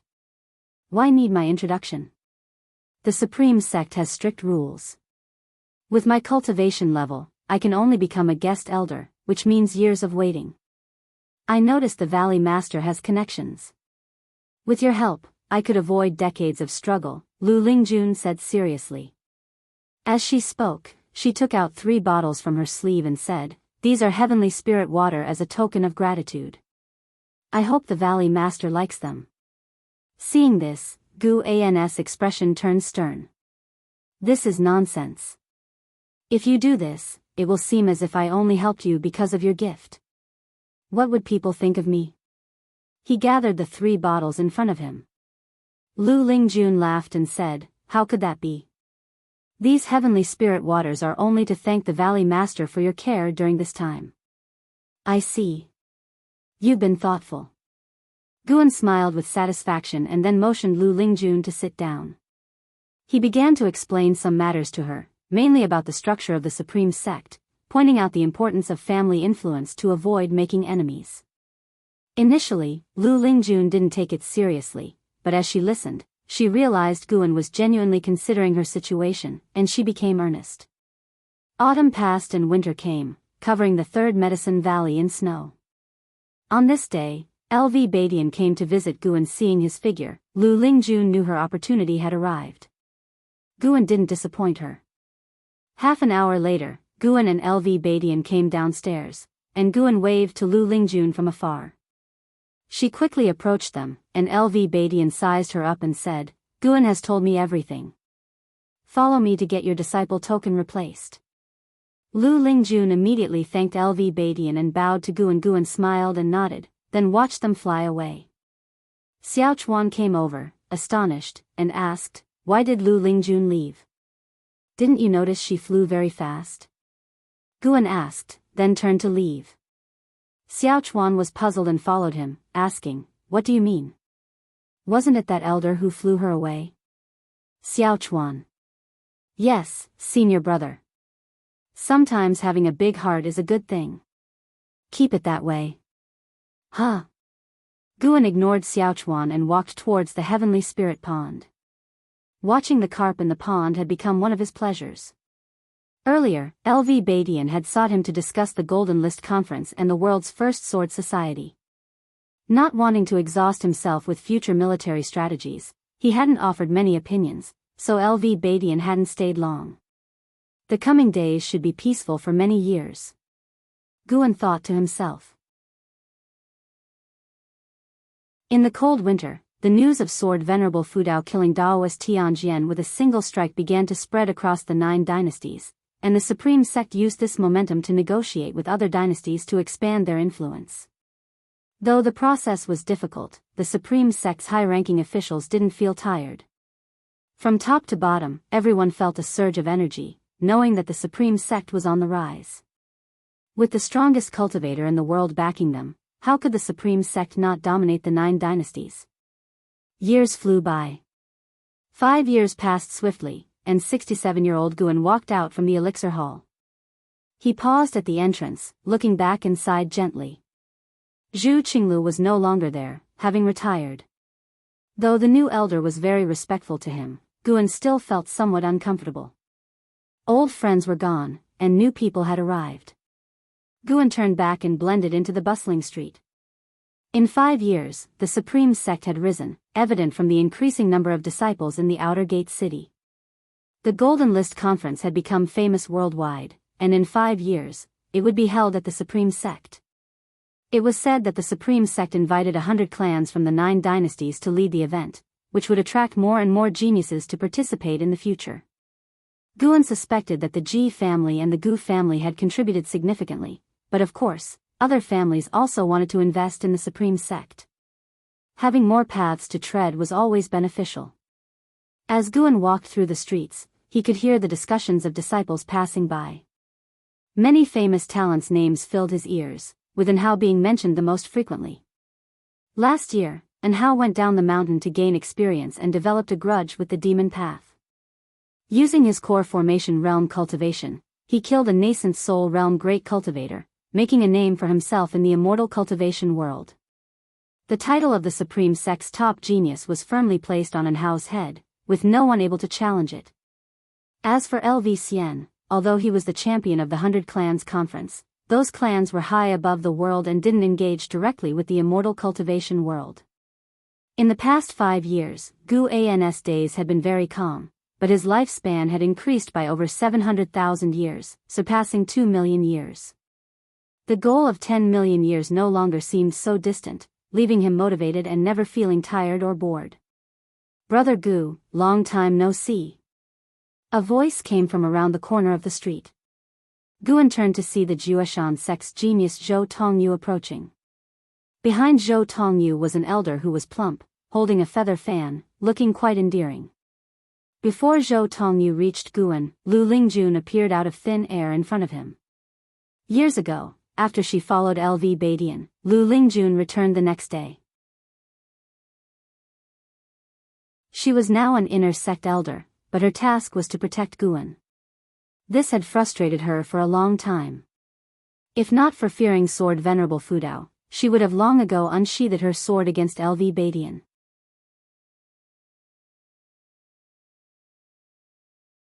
Chapter 125, Golden List's Note, Ghost in the Night, the person behind him is not simple. Lu Lingjun used the sound transmission skill to remind Guan, her gaze bypassing Zhou Tongyu to look at the fat elder behind him. Guan had already seen the opponent's cultivation level but still cast a lifespan detection. Zhou Li, Unification Realm, 7th layer 1478/3000/3100, surname Zhou again. Guan was curious. When Zhou Tongyu came last time, there was no great cultivator following him. Zhou Tongyu looked at Lu Lingjun and smiled, Brother Gu, it's been many years, and you have experts protecting you. It seems you have done quite well these years. Guan smiled and asked, I wonder if Brother Zhou is here to participate in the Golden List tournament this time? Indeed, this time, I aim to take the top spot and become famous. What do you say, a spar at your Medicine Valley? Zhou Tongyu asked with burning eyes. Although it had been many years, Gu An's cultivation level was still mediocre, but he felt Guan had his strengths. Guan shook his head and said, Forget it, I won't ask for trouble now. Supreme Sect is full of geniuses these days, you should find someone else. I came early to visit after hearing of Anhao's fame. Since you are unwilling, I will go find Anhao now, Zhou Tongyu said laughingly. After speaking, he turned and left. Zhou Li, in the Unification Realm's 7th layer, smiled and nodded at Lu Lingjun, then followed Zhou Tongyu. After they had walked away, Lu Lingjun turned around and asked, A nascent soul realm cultivator wants to spar with you? Zhou Tongyu had already achieved the nascent soul realm and did not conceal his aura at all. At that time, he suppressed his cultivation level to spar with me, and I slightly had the upper hand, Guan said, pretending to be proud. Lu Lingjun chuckled and said, I didn't think you had this skill. Indeed, appearances can be deceiving. After 5 years together, they were already familiar, lacking formalities. Of course, she still had grievances regarding LV Badian's arrangements, so her attitude towards Guan was not as respectful as before. What are you saying, am I not handsome? A bit handsome, good enough to be a cauldron for a female demon. Cough, cough, you are a female cultivator, please mind your words. Guan gave Lu Lingjun a sidelong glance and then walked forward. Since Lu Lingjun was sent back, her temperament had changed, and Guan felt awkward, knowing he was at fault, he could only compromise. Blame LV Badian. What kind of arrangement was this? Guan didn't need Lu Lingjun's protection. Fortunately, Lu Lingjun was also slack. The reason she came to the outer sect today was for her matter, and she just accompanied him. Lu Lingjun looked at Gu An's back, snorted, and then walked in another direction. Guan prepared to visit Wuju. He found that there were many great cultivators in the city, most of them hiding their cultivation level. It seemed that the Golden List tournament would cause trouble. If the Supreme Sect succeeded, it would be easier to host such tournaments in the future, and other sects would not sit idly by. Guan was not worried at all. Besides Xianquan, another Supreme Elder had recently returned to the Supreme Sect, whose cultivation was slightly weaker than Xianquan but still in the Mystic Heart Realm. With 2 Mystic Heart Realm Elders guarding, it would not be easy for other sects to shake Supreme Sect. In 30 minutes, Guan arrived at Wuju's courtyard. Wuju was practicing punches in the yard, without mobilizing spiritual power, only practicing moves. Bare-chested, he looked very strong, and each punch could shake the space. Wuju, Foundation Establishment Realm, 9th layer 69/350/3500, his maximum lifespan had increased again. Guan noticed that whenever he did not check on Wuju for more than 2 months, Wu Ju would gain enlightenment. In 1 year, he visited every month, but Wu Ju could not gain enlightenment. After enlightenment, Wu Ju emitted a solitary, lonely aura. This made Guan have odd thoughts. Could it be that as long as Wu Ju is neglected, he will gain enlightenment? He decided not to check on him for the next year and see how far Wu Ju could gain enlightenment. Guan hoped that Wu Ju would catch up with Hao, this way, and Hao would have more rivals and not become overly arrogant. Smooth sailing was not always good. Seeing Guan, Wu Ju glanced at him without making a sound. "Look what good thing I brought you." Guan's voice came. Upon hearing, Wu Ju reluctantly walked towards Guan and asked, "What good thing?" Guan took out an invitation from his storage bag, with golden edges and a red background, engraved with 4 large characters. Golden List Tournament. "You? How do you have this?" Wu Ju asked in surprise. The Golden List Tournament was not for everyone. Participants needed certain fame and had to pay 10 top-grade spirit stones for an invitation. The rewards for the Golden List Tournament were also very rich. The top 100 winners all received prizes, with higher ranks yielding better rewards. Wu Ju had naturally heard of it and envied those talents. Guan smiled proudly and said, "I put in a lot of effort. But with my cultivation level, it's useless to participate." Wu Ju shook his head. Guan comforted him, "Don't worry. The Golden List Tournament compares talent, not cultivation level. As long as your strength in the same realm is strong enough, you can stand out." Really? Really? Since he set the rules, how could it not be true? Guan thought to himself. Wu Ju lacked resources, staying hidden was not a solution. In reality, Wu Ju wanted to stand out but was too shy to ask for help. Wu Ju accepted the invitation, hugged Guan, patted him heavily on the back, and then grabbed his shoulders, saying, "Brother, I won't talk much, but I promise not to disgrace you." Having gained enlightenment several times, Wu Ju could feel his changes, developing confidence that was slowly altering his personality. Confidence of a strong person. Guan smiled and said, "There are still 5 years. You must focus on cultivation. I won't see you again for the next 5 years." Wu Ju was startled. "Why? What will keep you busy for 5 years?" "It's a sect matter, not convenient to discuss." Guan shook his head. Could it be because of this invitation? Wu Ju suddenly felt the Golden List Tournament invitation in his hand was heavy. He hesitated.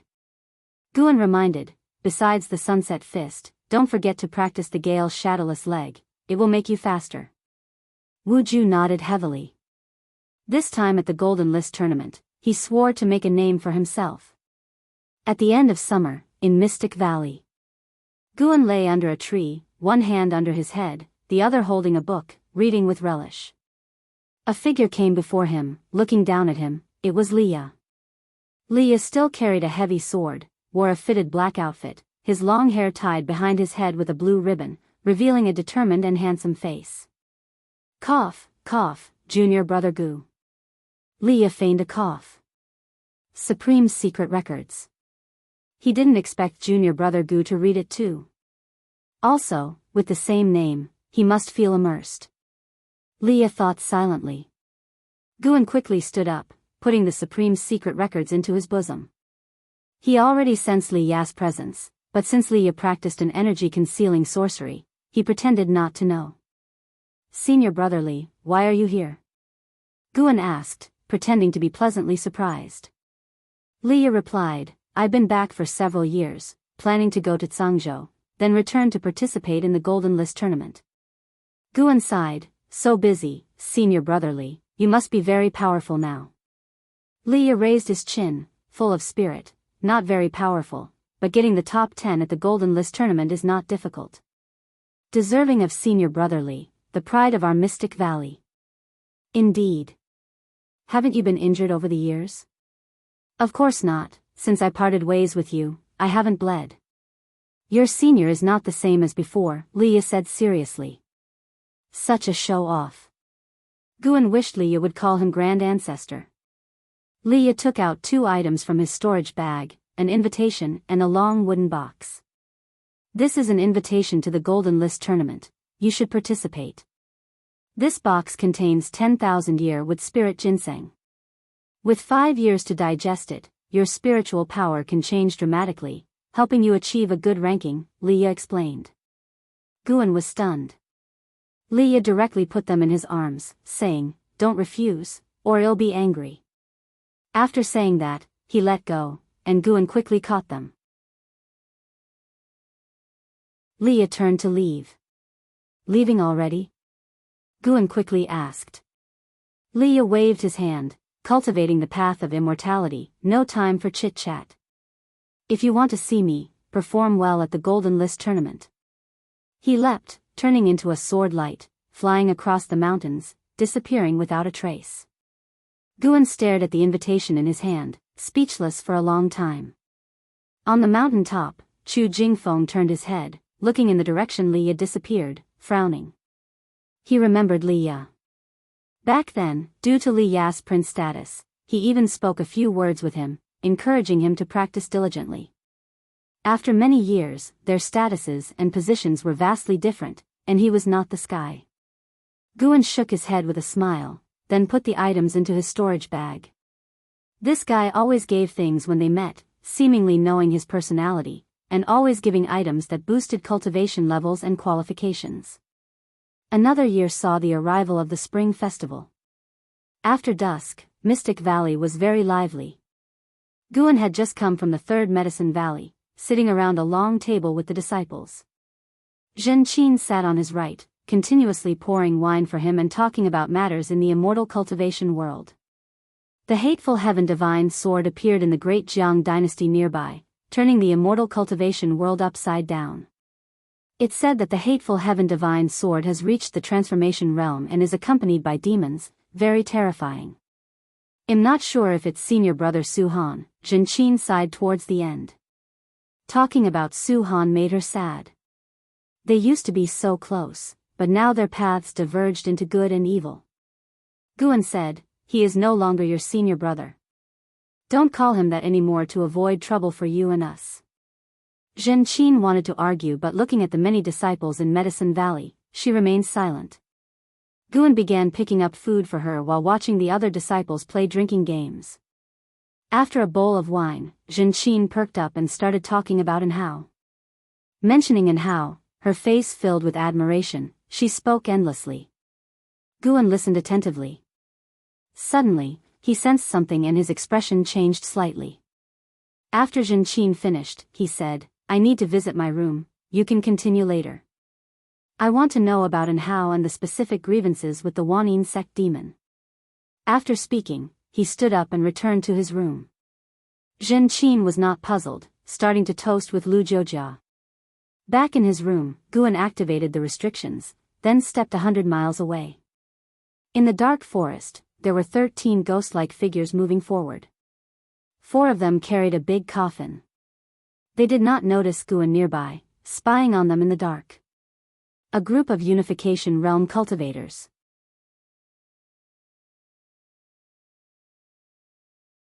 Chapter 126, Immortal King Crown. Evil Emperor Guan threw lifespan detection at the 13 figures in the forest one after another, and found that the cultivation levels of these 13 people were the same, all at the 3rd level of the Unification Realm, and their ages were also the same. They all had the surname Li. Guan could not help but think of the 9 Nether 13 evil that had alarmed the immortal cultivation world before. What were these people doing at the Supreme Sect? There were still a few years left before the Golden List Conference. Seeing that they were not moving quickly, Guan did not hurry to stop them, wanting to see what these guys were up to. That large coffin attracted Guan's attention. His divine sense probed into the coffin and found a skeleton. The skeleton emitted a bizarre feeling, and there was a dark golden crown on its head. The crown's gemstones had disappeared, leaving several grooves, yet it still seemed extraordinary. About half an hour passed. 13 figures all stopped in unison. The leader, Li Shoyo, turned around and waved his hand. The 4 people carrying the large coffin followed suit and put it down, then began to open it. Just as the cover of the coffin was about to open, a hand suddenly pressed down on it. The 13 people all looked at the end of the coffin, only to see Guan standing there, shrouded in dark purple demonic chi, his right hand pressing down on the coffin lid. The forest fell into silence. These 13 people did not run and did not attack. The other 12 all looked at Li Shouyo. Their entire bodies were pitch black, like ghostly shadows, their true appearances unclear and their emotions indiscernible. Li Shouyo nodded slightly, then knelt down. Seeing this, the other 12 followed suit and knelt down. The 9 nether 13 evil pay respects to Sword Venerable Fudao. Li Shouyo said in a deep voice, not loud but clearly articulated. Guan was surprised. Were these people specifically looking for him? No wonder their actions were strange, not like invaders. Guan spoke, give me a reason not to destroy you. These 13 should be ghost cultivators, shrouded in ghostly energy, but still possessing human chi blood and vitality. Li Shouyo answered, we are the 9 nether 13 evil, sent by the ghost mother of ephemera, to present the immortal king crown to Sword Venerable Fudao, to help the venerable return to the position of land immortal. Ghost mother of ephemera? Guan was even more astonished. The cultivation level of the ghost mother of ephemera was even one small realm lower than the 9 nether 13 evil. How could she command these people? Why? Guan asked. He did not sense any hostility from these 13, indicating they might not be lying. Li Shouyo responded, this is the ghost mother's command. She has been comprehending your sword intent in the supreme sect for many years and discovered that you should have mastered the Taicang Divine shocking sword. This swordsmanship was promoted by the imperial family Li of the Taicang dynasty, but in fact, it was not created by the primordial ancestor of the Li family, but came from the immortal king of the ephemera sect, who is the ghost mother's ancestor. Because of this, the ghost mother came to the Taicang dynasty, intending to find the ancestor's inheritance before the ephemera sect annihilates the Taicang dynasty. 200 years ago, the ghost mother had come, but unfortunately, the descendants of the Li family were mediocre in talent, and no one could comprehend the Taicang Divine shocking sword, so the ghost mother could only lie dormant. Gu An's Taicang Divine shocking sword did come from the Li family, but he did not expect the primordial ancestor of the Li family to be related to the ephemera sect. Does your ghost mother want to obtain the Taicang Divine shocking sword? Guan asked. Li Shouyo replied, the ghost mother wants to invite you back to the ephemera sect, to use the sword intent of the Taicang Divine shocking sword to reclaim the position of sect hierarch of the ephemera sect. After hearing this, Guan fell into silence. What kind of scheme was this? Driving away the tiger to swallow the wolf? Guan pushed the coffin lid open with one hand, finding that the coffin was quite hard and concealed rich restrictions, probably also a magic artifact. His gaze fell on the skeleton in the coffin. Although it was lifeless, this skeleton was very sinister. To be safe, he still threw a lifespan detection at it. Evil Emperor, Mahayana Realm 5th Layer 7600/9999/9999, good heavens. He could actually detect it, and its maximum lifespan was identical to an house. Gu An's expression remained unchanged. He leaped up, landing on the edge of the coffin, overlooking the skeleton of the evil emperor. The 9 nether 13 evil immediately knelt, remaining silent. Gu An's eyes suddenly opened wide, and 2 cold lights shot out from his eyes. Boom! The skeleton of the evil emperor was instantly blasted into powder, turned into dust, leaving only the immortal king crown lying in the coffin, and the bottom of the coffin was also pierced by the breaking path divine light. The 9 nether 13 evil raised their heads, glanced at it, and then lowered their heads again. A prompt appeared in front of Guan, you have successfully taken 320 years of lifespan from the evil emperor, Mahayana Realm 5th Layer. Guan immediately felt a sigh of relief. Damn it! Almost scared to death. Who would have thought that this skeleton was still alive, and with a Mahayana Realm 5th Layer cultivation level? In that instant, Guan imagined many possibilities in his mind, even feeling that he had resolved a catastrophe for all living things. The name of the evil emperor did not sound like anything good. And still playing dead, hiding in a coffin, clearly harboring a world-shattering plot. Guan raised his hand, and the Immortal King crown flew into his hand. He did not grab it directly but instead attached spiritual power to the Immortal King crown, avoiding physical contact. He looked at Li Shoyo and asked, "Do you know the evil emperor?" Upon hearing this, Li Shoyo was momentarily stunned, then quickly said, "To be honest, this skeleton is indeed the remains of the evil emperor. 5,000 years ago, there was internal strife within the ephemera sect, and the evil emperor was plotted against by a villain, poisoned, and unable to gather spiritual power. In desperation, he put on the Immortal King crown and was instantly drained of vitality, turning into a skeleton. As a result, the Immortal King crown was listed as a forbidden artifact by the ephemera sect, and no one dared to touch it. In that case, why do you dare to bring this thing to me?" Gu An's tone revealed bone-chilling killing intent. Li Shoyo said calmly, "If one masters the Taicang Divine shocking sword, the Immortal King crown would recognize its master upon sensing the sword intent. The one who created the crown is the same person who created the Taicang Divine shocking sword." Guan continued to ask, "What is the relationship between the ghost mother of ephemera and the evil emperor?" "The ghost mother is a descendant of the evil emperor. Why would she bring her ancestors' remains to me? Isn't she afraid of offending me? The ghost mother hates her own bloodline. When she was young, her father turned her into an evil ghost, so she looked for the descendants of the Li family. The Li family has nothing to do with her bloodline. The founding ancestor of the Li family was only a disciple of the ephemera sect.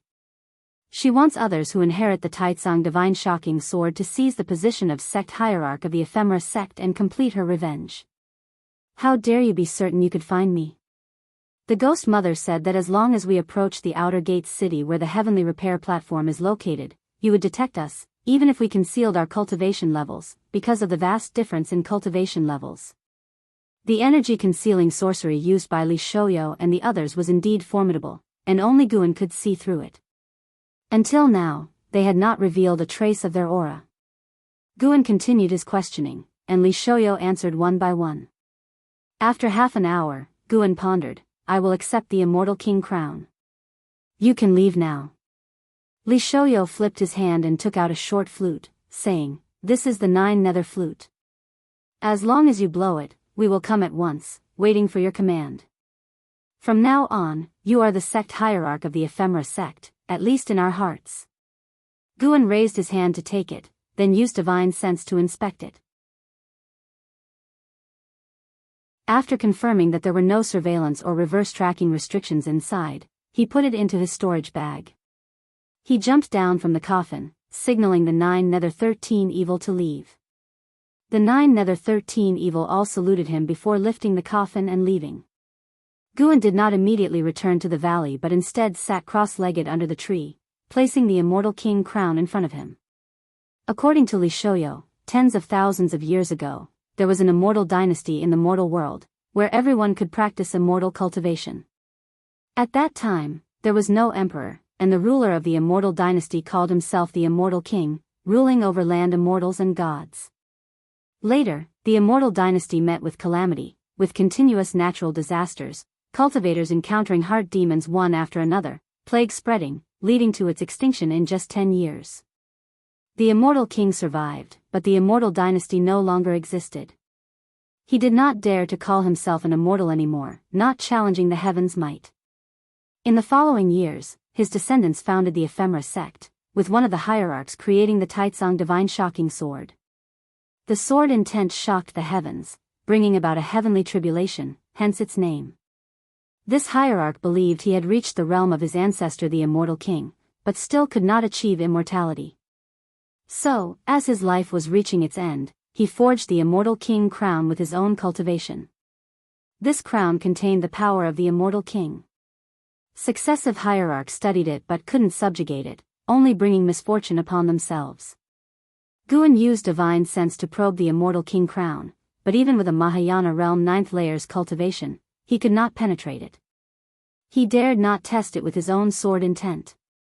Even if Li Shoyo was telling the truth, this method might not be genuine. After all, no one had succeeded before. After much thought, Guan felt that this item was too dangerous to keep around. He stood up, used the limitless freedom step, and quickly arrived at the North Sea mountain. He dove directly to the bottom of the North Sea, buried the immortal king crown and the short flute in the seabed, and set restrictions on them. He planned to research them after breaking through several major levels in the future. After all, Guan did not need to rely on the power of the immortal king crown. After finishing everything, Guan quickly returned to Mystic Valley and continued celebrating with his disciples. After the 9 Nether 13 evil left, Guan's life returned to peace, and no one came to disturb him again. 3 years quickly passed. Guan reached 70 years of age. One day, in Jianghu Valley, Guan just finished picking medicinal herbs, feeling good, and personally took the herbs to the storehouse. As he exited the door, he saw LV Xian approaching. Seeing him, LV Xian's expression immediately became unnatural.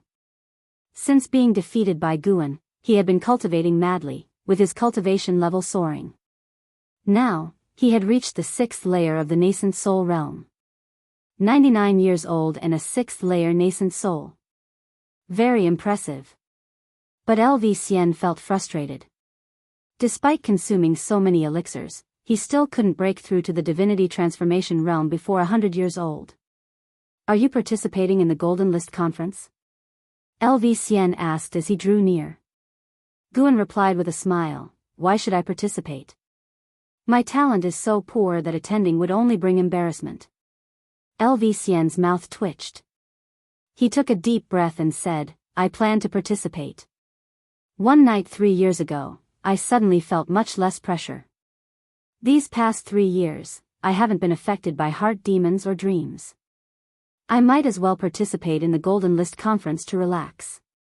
Relax? Others were probably in for a tough time.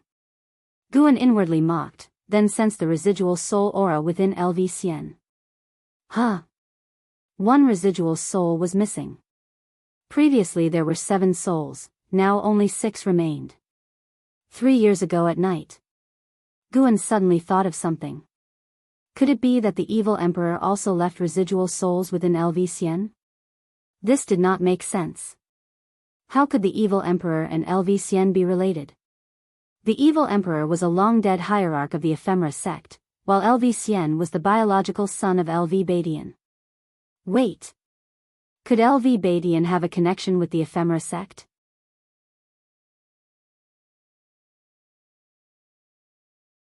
Chapter 127, Path of Returning Primordial Spirit. Completely becoming a dragon, Guan was merely puzzled and had no intention of investigating LV Badian or LV Xian. No matter what these people's identities were, or what conspiracy they might have, as long as it didn't affect him, he couldn't be bothered to care. The hearts of the people in this world were unpredictable. To investigate each one would be exhausting.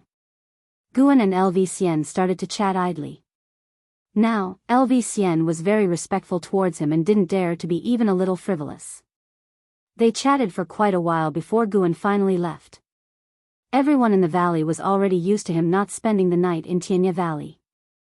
After Guan left, LV Xian found Iluyun and began to spar in combat, preparing for the Golden Ranking Tournament.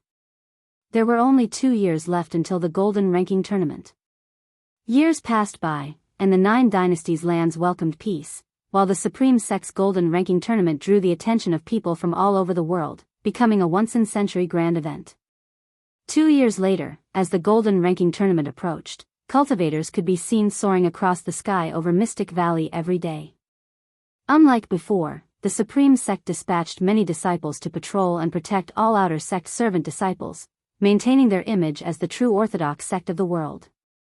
72-year-old Guan was in the loft, receiving Yilan.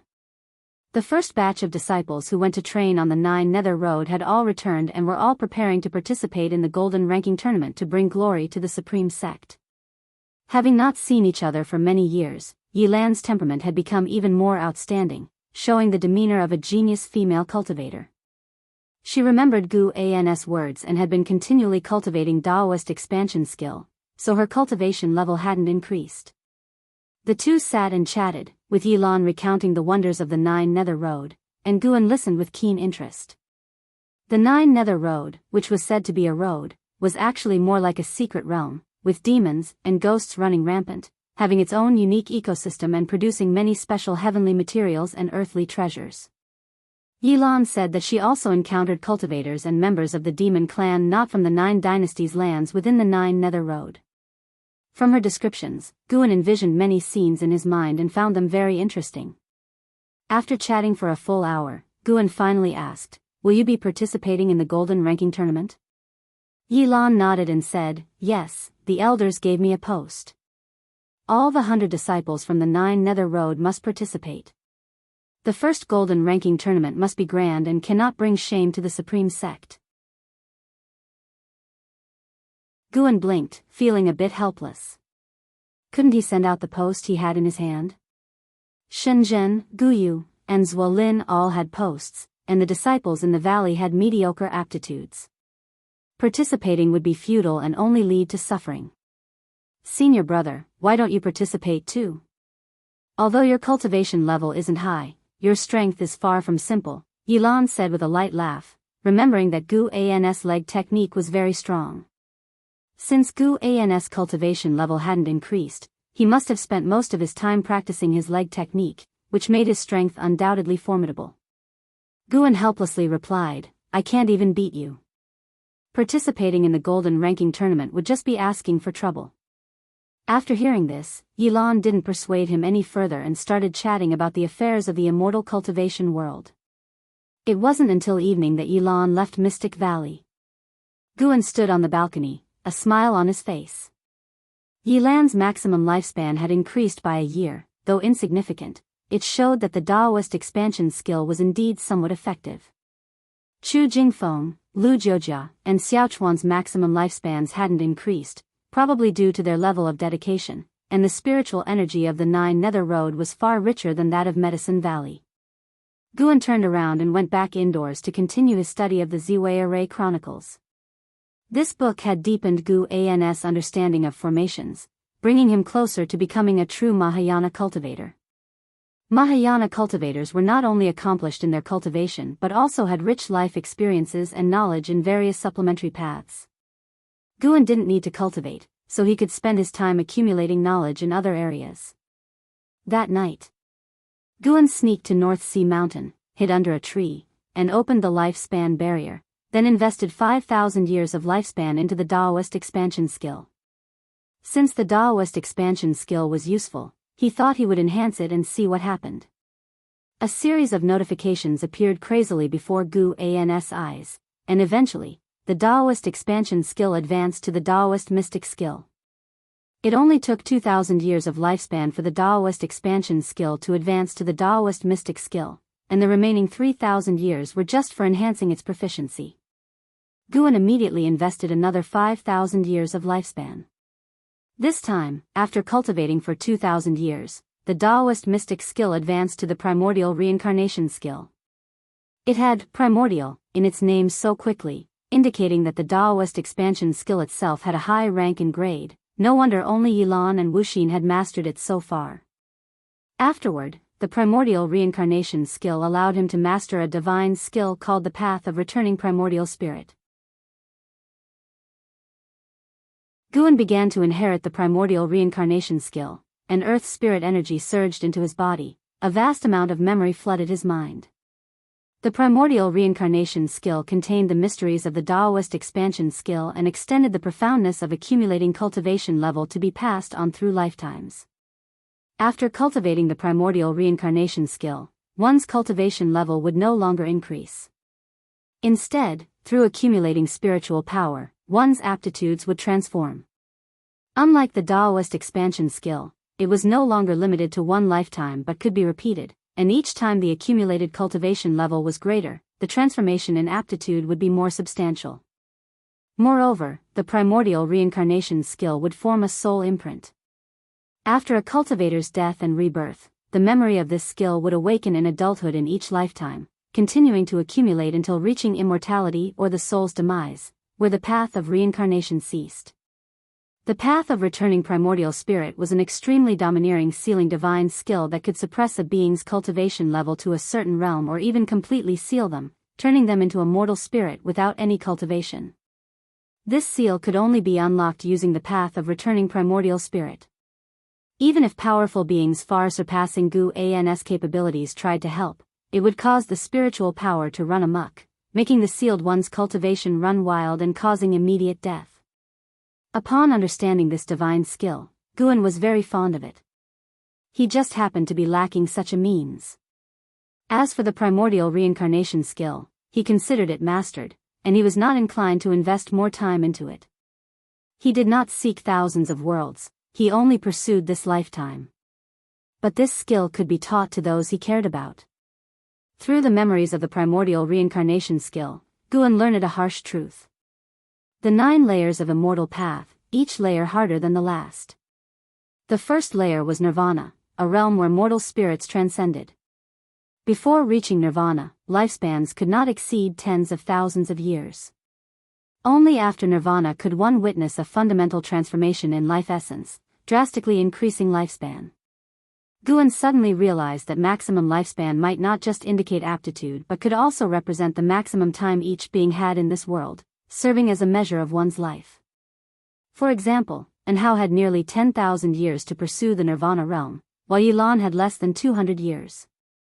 The latter, even with multiple opportunities, would be in vain.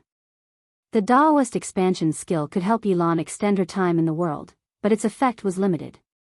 Even if Yilan mastered the primordial reincarnation skill, her maximum lifespan would only increase several times at most.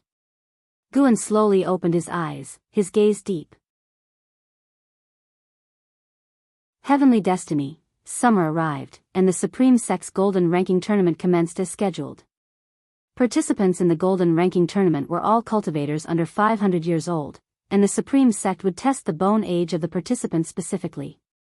The post Liya had given to Guan for the Golden Ranking Tournament, he wasn't sure who to give it to, and didn't want to waste it, so he chose to register himself. At 72 years of age, he successfully registered with the eligibility of youth. The Golden Ranking Tournament was conducted in a one-on-one format, with no fixed duration, continuing until completion. The Supreme Sect would heal the injured participants to keep them in optimal condition. Special formations would be set up by the Supreme Sect to suppress the higher cultivations to the level of their opponents, ensuring fairness in terms of realm. When the Golden Ranking Tournament began, Guan was watching from the eaves of the outer sect, sitting with Yilan. Between them was a small table, accompanied by spirit melons, spirit fruits, and fine wine. From their perspective, a gigantic light screen was suspended in the air above the outer sect, reflecting the scenes of the combats within.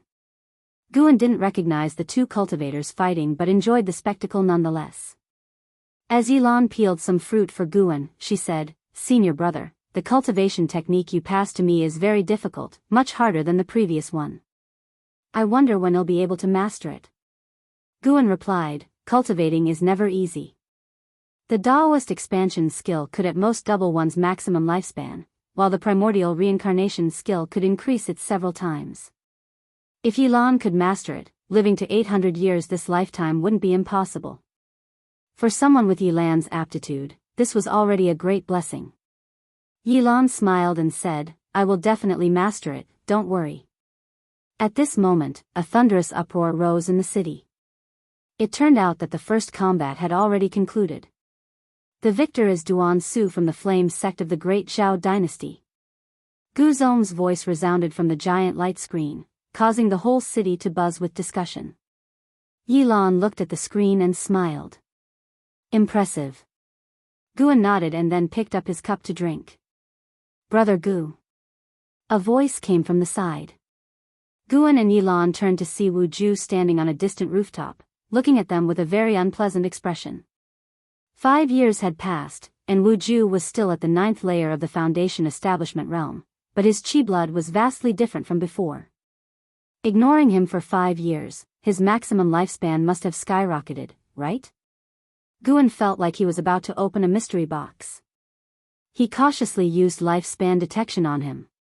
Wu Ju, Foundation establishment realm, 9th layer, 74/350/7600. 7,600 years. Good grief. Now, he had truly become a dragon. Wu Ju suddenly appeared on the rooftop where Guan and Yilan were, 7 steps away. He frowned and asked, "Who is this woman? Are you not being faithful to Miss Shen?" Upon hearing this, Yilan squinted her eyes at Guan and asked, "Who is Miss Shen?" Guan felt a headache coming on and immediately said, "This is my junior sister, Yilan. Miss Shen is nothing, how can she compare? I just have some dealings with Miss Shen, nothing more." Yilan's expression softened upon hearing this. Wu Ju angrily said, "Forget about Miss Shen, why didn't you come to see me after you were done?" Yilan was taken aback. She thought Wu Ju had something to do with Miss Shen and had come to stand up for her, but why did his tone suddenly change? Guan shook his head and said, "Why are you shouting so loud? I didn't want to disturb your cultivation." "What, do you want to hit me?" Wu Ju's face turned red with anger, and he muttered, "How could I hit you?" Yilan sensed that Wu Ju was not simple, and looking at his embarrassed demeanor, she became more curious about his relationship with Guan. Subsequently, Guan invited Wu Ju to sit down. Although reluctant, Wu Ju sat on the other side of Guan's junior sister. "This is my brother, named Wu Ju, who is also participating in the Golden Ranking Tournament," Guan introduced. Yilan nodded towards Wu Ju. Wu Ju scratched his head and said, "I can participate in the Golden Ranking Tournament thanks to Brother Gus' post." Yilan couldn't help but look at Guan, her eyes filled with suspicion. Senior brother's methods were quite impressive. He registered himself, but he could also get a post for someone else.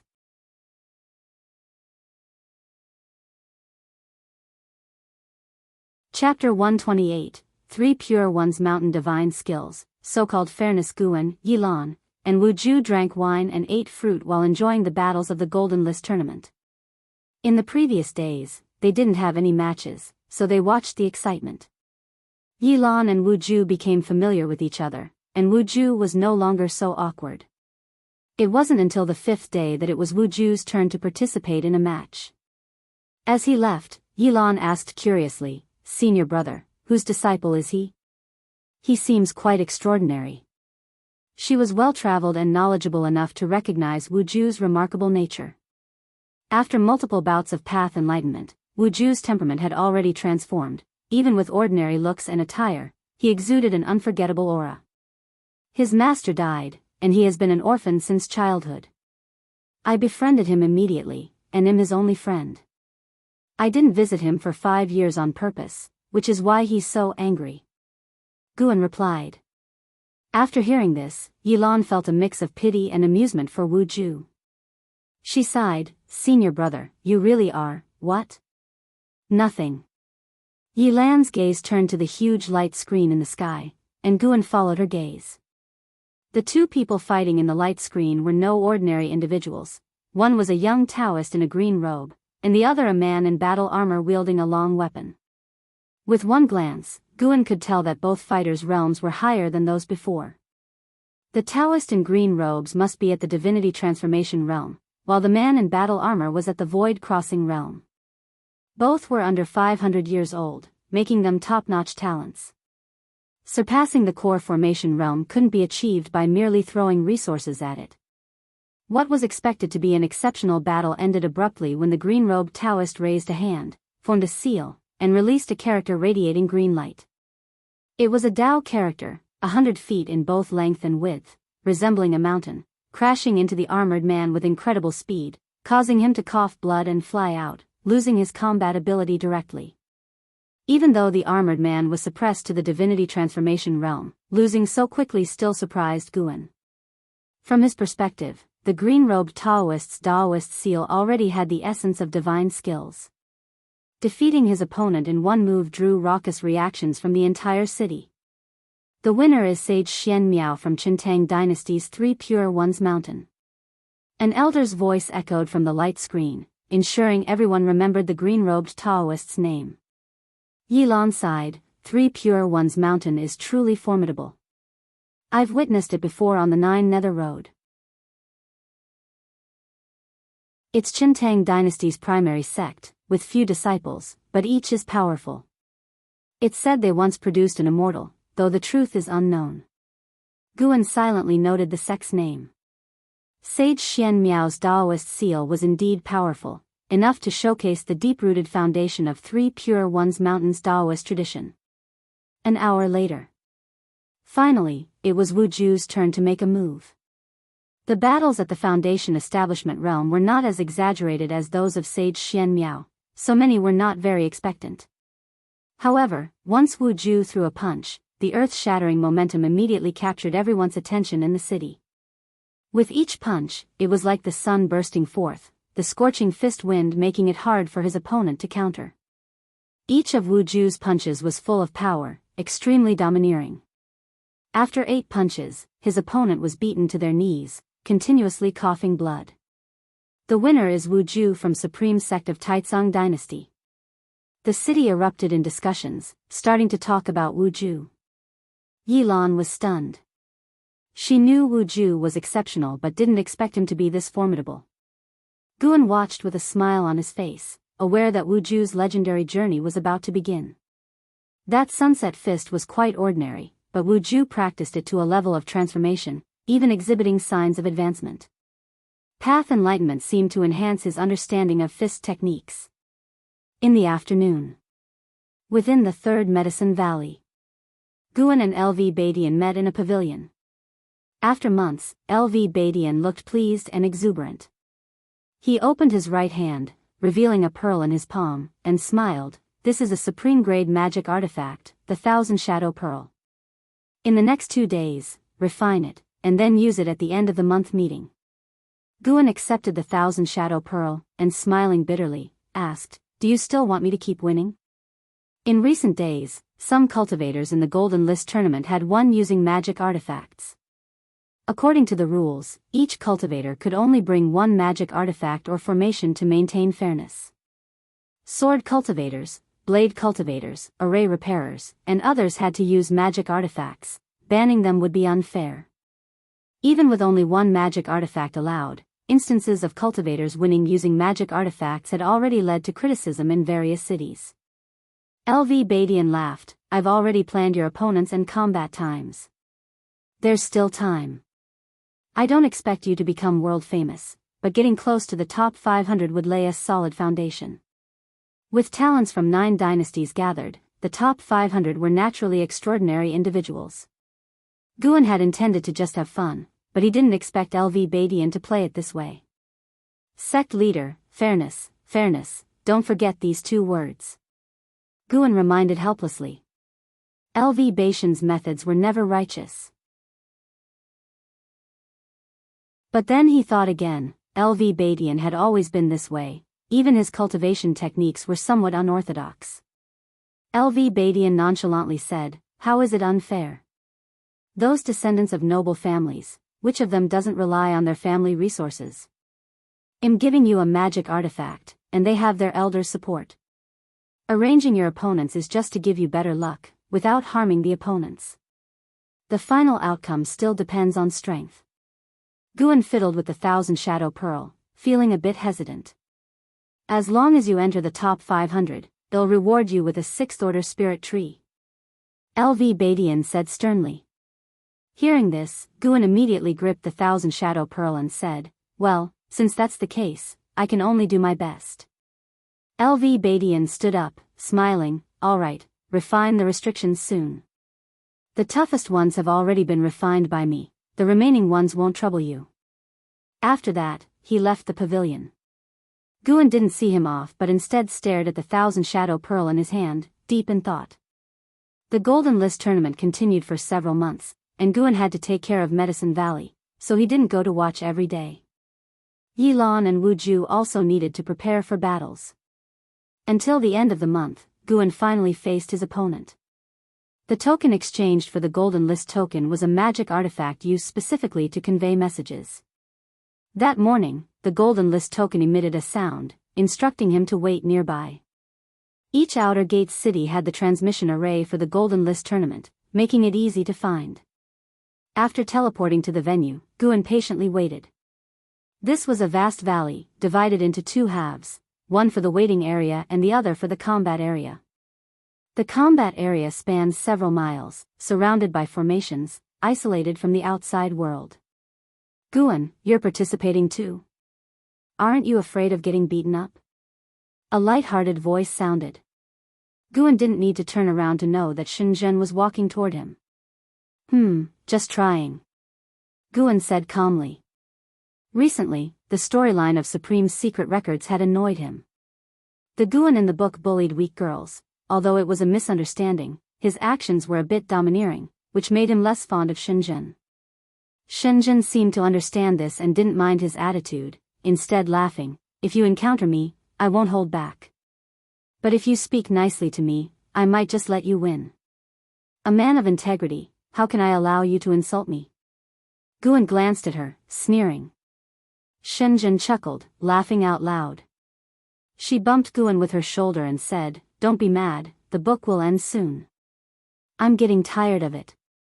After the Golden List tournament, I'm going into seclusion for cultivation. You might not see me for decades." Hearing this, Guan's expression softened and he asked, "Did you gain some insight from the painting?" "Yes, I might attain enlightenment," Shenzhen said proudly, smiling. Such bragging. Guan started chatting with Shenzhen as they waited for his match. Suddenly, a woman teleported in, her aura catching Guan's attention. Ghost Mother of Ephemera. Why was she here again? Does she think there are no people in Supreme Sect? Coming and leaving as she pleases? Guan thought to himself, though he didn't look at the Ghost Mother of Ephemera. Although the Ghost Mother wanted to make him the sect hierarch, he still felt strongly against her. There was no helping it, she had even brought a void-crossing realm 5th layer evil creature before him. If he hadn't had lifespan detection, he wouldn't have noticed the evil emperor was not dead. Too dangerous. The Ghost Mother had transformed into another woman, seemingly using possession techniques. She also didn't pay attention to Guan, possibly not even remembering him. Half an hour later, Shenzhen won her match and was teleported out of the valley. Guan waited another hour for his turn. His opponent was weak, merely a core formation realm cultivator. Suppressed to the Foundation Establishment realm, Guan acted through several moves before using the Thousand Shadow Pearl to defeat him. To the spectators, the fight was quite dull, with only a few remembering Guan. Just like that. Summer passed, and autumn arrived. Guan had 3 combat matches, winning narrowly each time. By now, there were still 1,000 participants remaining. Supreme Sect didn't mind the time at all. During this period, Spirit Stone profits in each city doubled, making a massive profit. After 3 months of combat, a batch of geniuses had already emerged, the most illustrious being An Hao, unparalleled. He hadn't even used the Taicang Divine Shocking Sword, but used spells learned from Supreme Sect to overpower all opponents. Following were LV Xian, Sage Xian Miao, and other talents from various dynasties. Every dynasty among the 9 had someone renowned in the Golden List tournament. Ji Xiaoyu hadn't participated, but other Ji family disciples performed strongly. The Golden List tournament had spread across the 9 dynasties, capturing the attention of cultivators worldwide, significantly boosting Supreme Sect's reputation among the other 8 dynasties. Within the Taicang dynasty, the sects from other 8 dynasties also became famous, probably one of the reasons for their response. For Guan, the Golden List tournament was just a diversion, not caring much about the outcome. Initially finding it entertaining, his interest waned over time, leading him to focus on cultivation. On this day, a rumor spread before the Golden List tournament. An Hao versus Liya. Liya had also showcased his strength, proving himself, considered to have top 100 potential. Facing An Hao, who was assumed to claim the top spot, naturally drew much attention. Guan, in the 3rd Medicine Valley, heard disciples flying overhead on their swords, shouting announcements, and became interested, heading to the Outer Gate City to watch. He noticed disciples flocking to the Outer Gate City from all directions, making him sigh. LV Badian finally mastered the art of marketing. Guan too was expectant. Who was stronger, Liya or An Hao? Both seemed to have lives like Heavenly Destiny protagonists, though with different trajectories.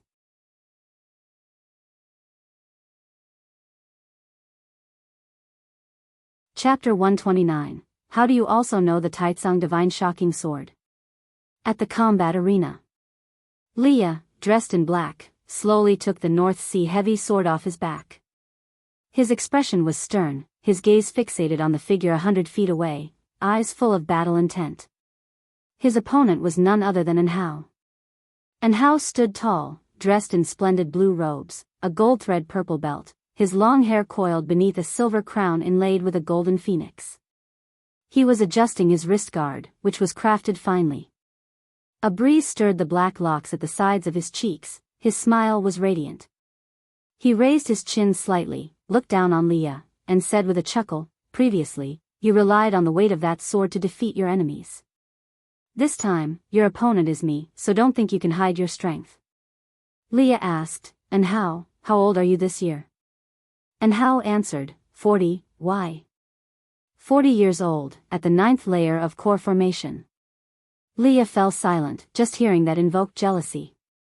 He took a deep breath, raised the North Sea heavy sword, and said, "Then let me see the prowess of the Supreme Sex number 1 genius." As his words fell, he stepped forward, and in 3 steps, he was slashing at Anhao, the heavy North Sea heavy sword raising a gust of wind.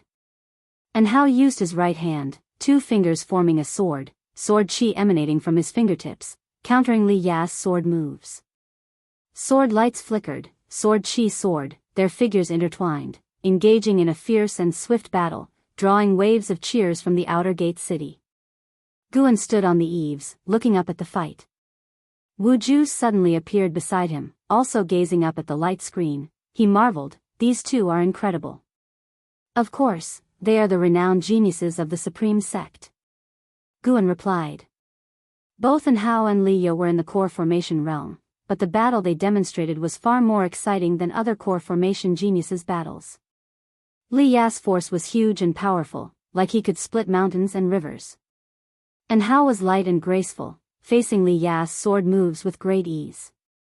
Their movements were extremely fast, most of the disciples in the outer gate city couldn't keep up, they kept maneuvering, only the sword light could mark their positions. Clang! Anhao flipped and swung his arm, the sword chi on his fingers pressing down on Liya's legs, the North Sea heavy sword shaking above his head, showing Anhao's immense chi. Liya didn't expect Anhao to match his strength, even though he had consumed the dragon image divine primordial, increasing his pressure. Boom!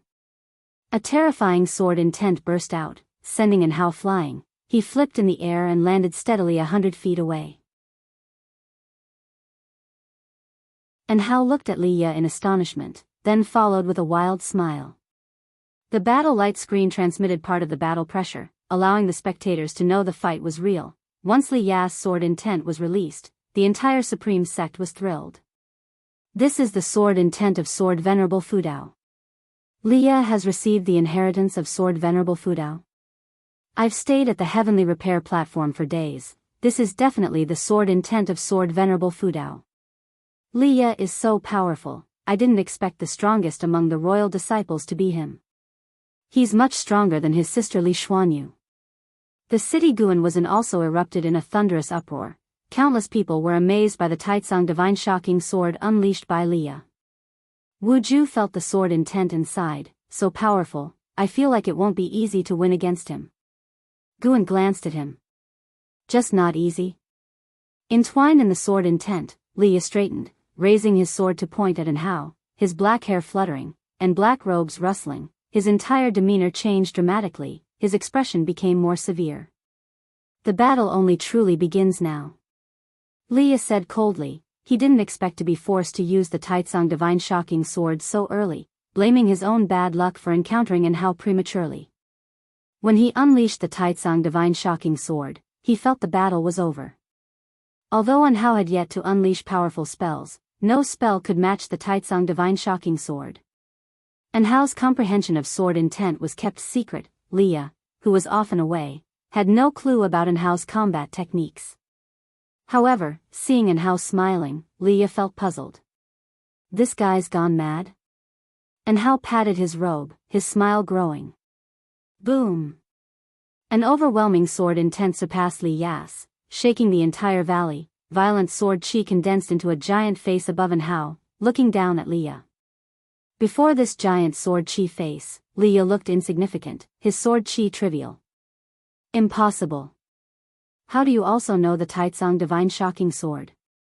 Leah shouted in disbelief. In the outer gate city, countless people gasped, even Anhao had received the inheritance of sword venerable Fudao. The ghost mother of ephemera on the heavenly repair platform looked at the light screen in the sky, her brows furrowed, her eyes also showing shock. The Taicang Divine shocking sword, which had disappeared for thousands of years, reappeared in the mortal world, and 3 inheritors emerged at once?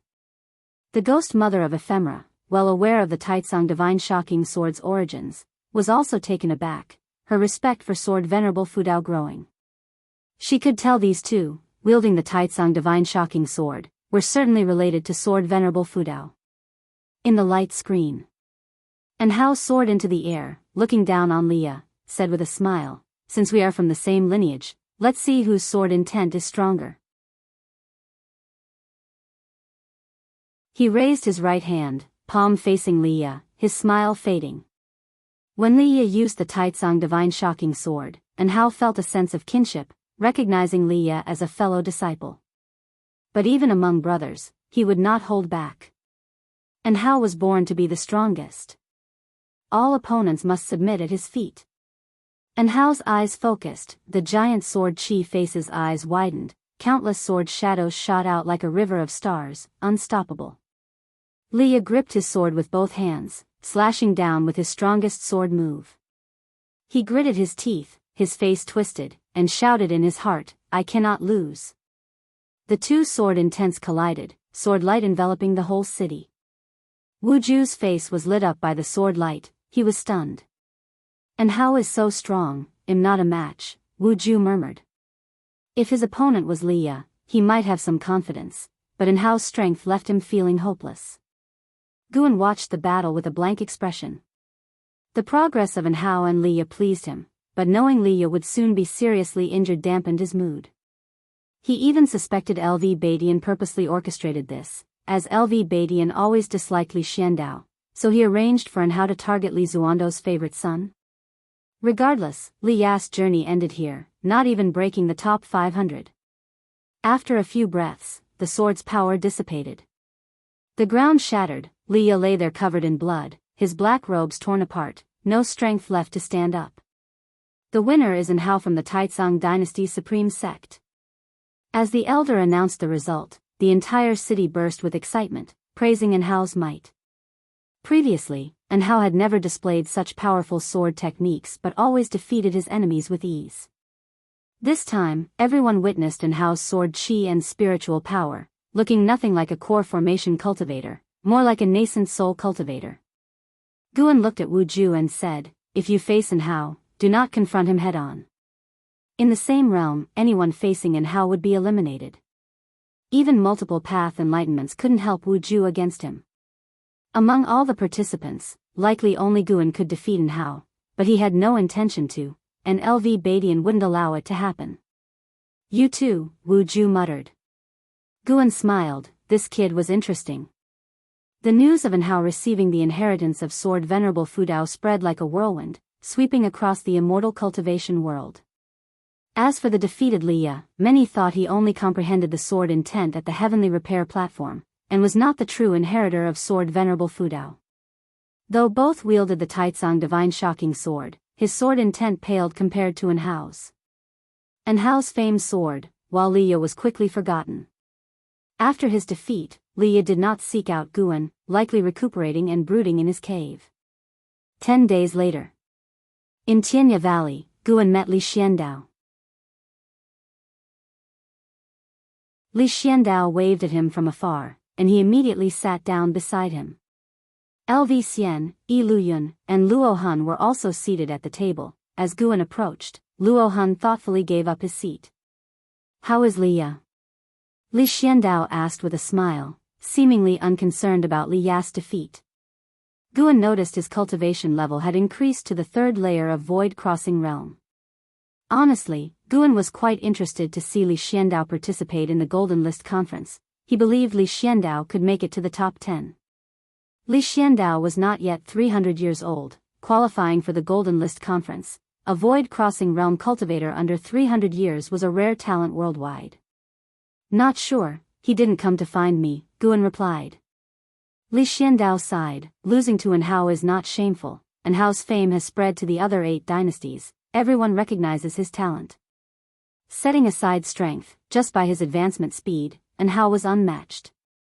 Jianghu had reached the core formation at 40, thinking her talent supreme, but at 40, Anhao could already form his nascent soul. The only reason he hadn't was because of the Golden List Conference. A first-layer nascent soul Anhao facing a 9th-layer nascent soul top talent might win but would be exhausted, but dragging the opponent down to the 9th layer of core formation realm eliminated any suspense. Guan nodded, Anhao is truly formidable, senior brother Li just had bad luck. LV Xian snorted, no worries, I'll avenge Liya. He had participated in 3 fights, no one had lasted 10 moves against him. Li Xiandao looked at Guan and said, I've sent your disciple Yi Yan to cultivate at the 3 Pure Ones mountain of the Qintang dynasty. When he returns, he'll be transformed. Yi Yan? Guan thought of the disciple who held a spear all day, not expecting such an opportunity for him. Of course, he understood Li Xiandao was giving him a hint. Without his arrangement, Yi Yan would never have such a chance. Thank you, uncle, Guan said immediately. Li Xiandao then said, do you think if I could enlist Sword Venerable Fudao, I could secure the throne? Guan replied, without him, you can also secure it. Li Xiandao laughed. Yi Luyun and LV Xian didn't laugh, they agreed. Li Xiandao restrained his laugh and said, I've found out who Sword Venerable Fudao is.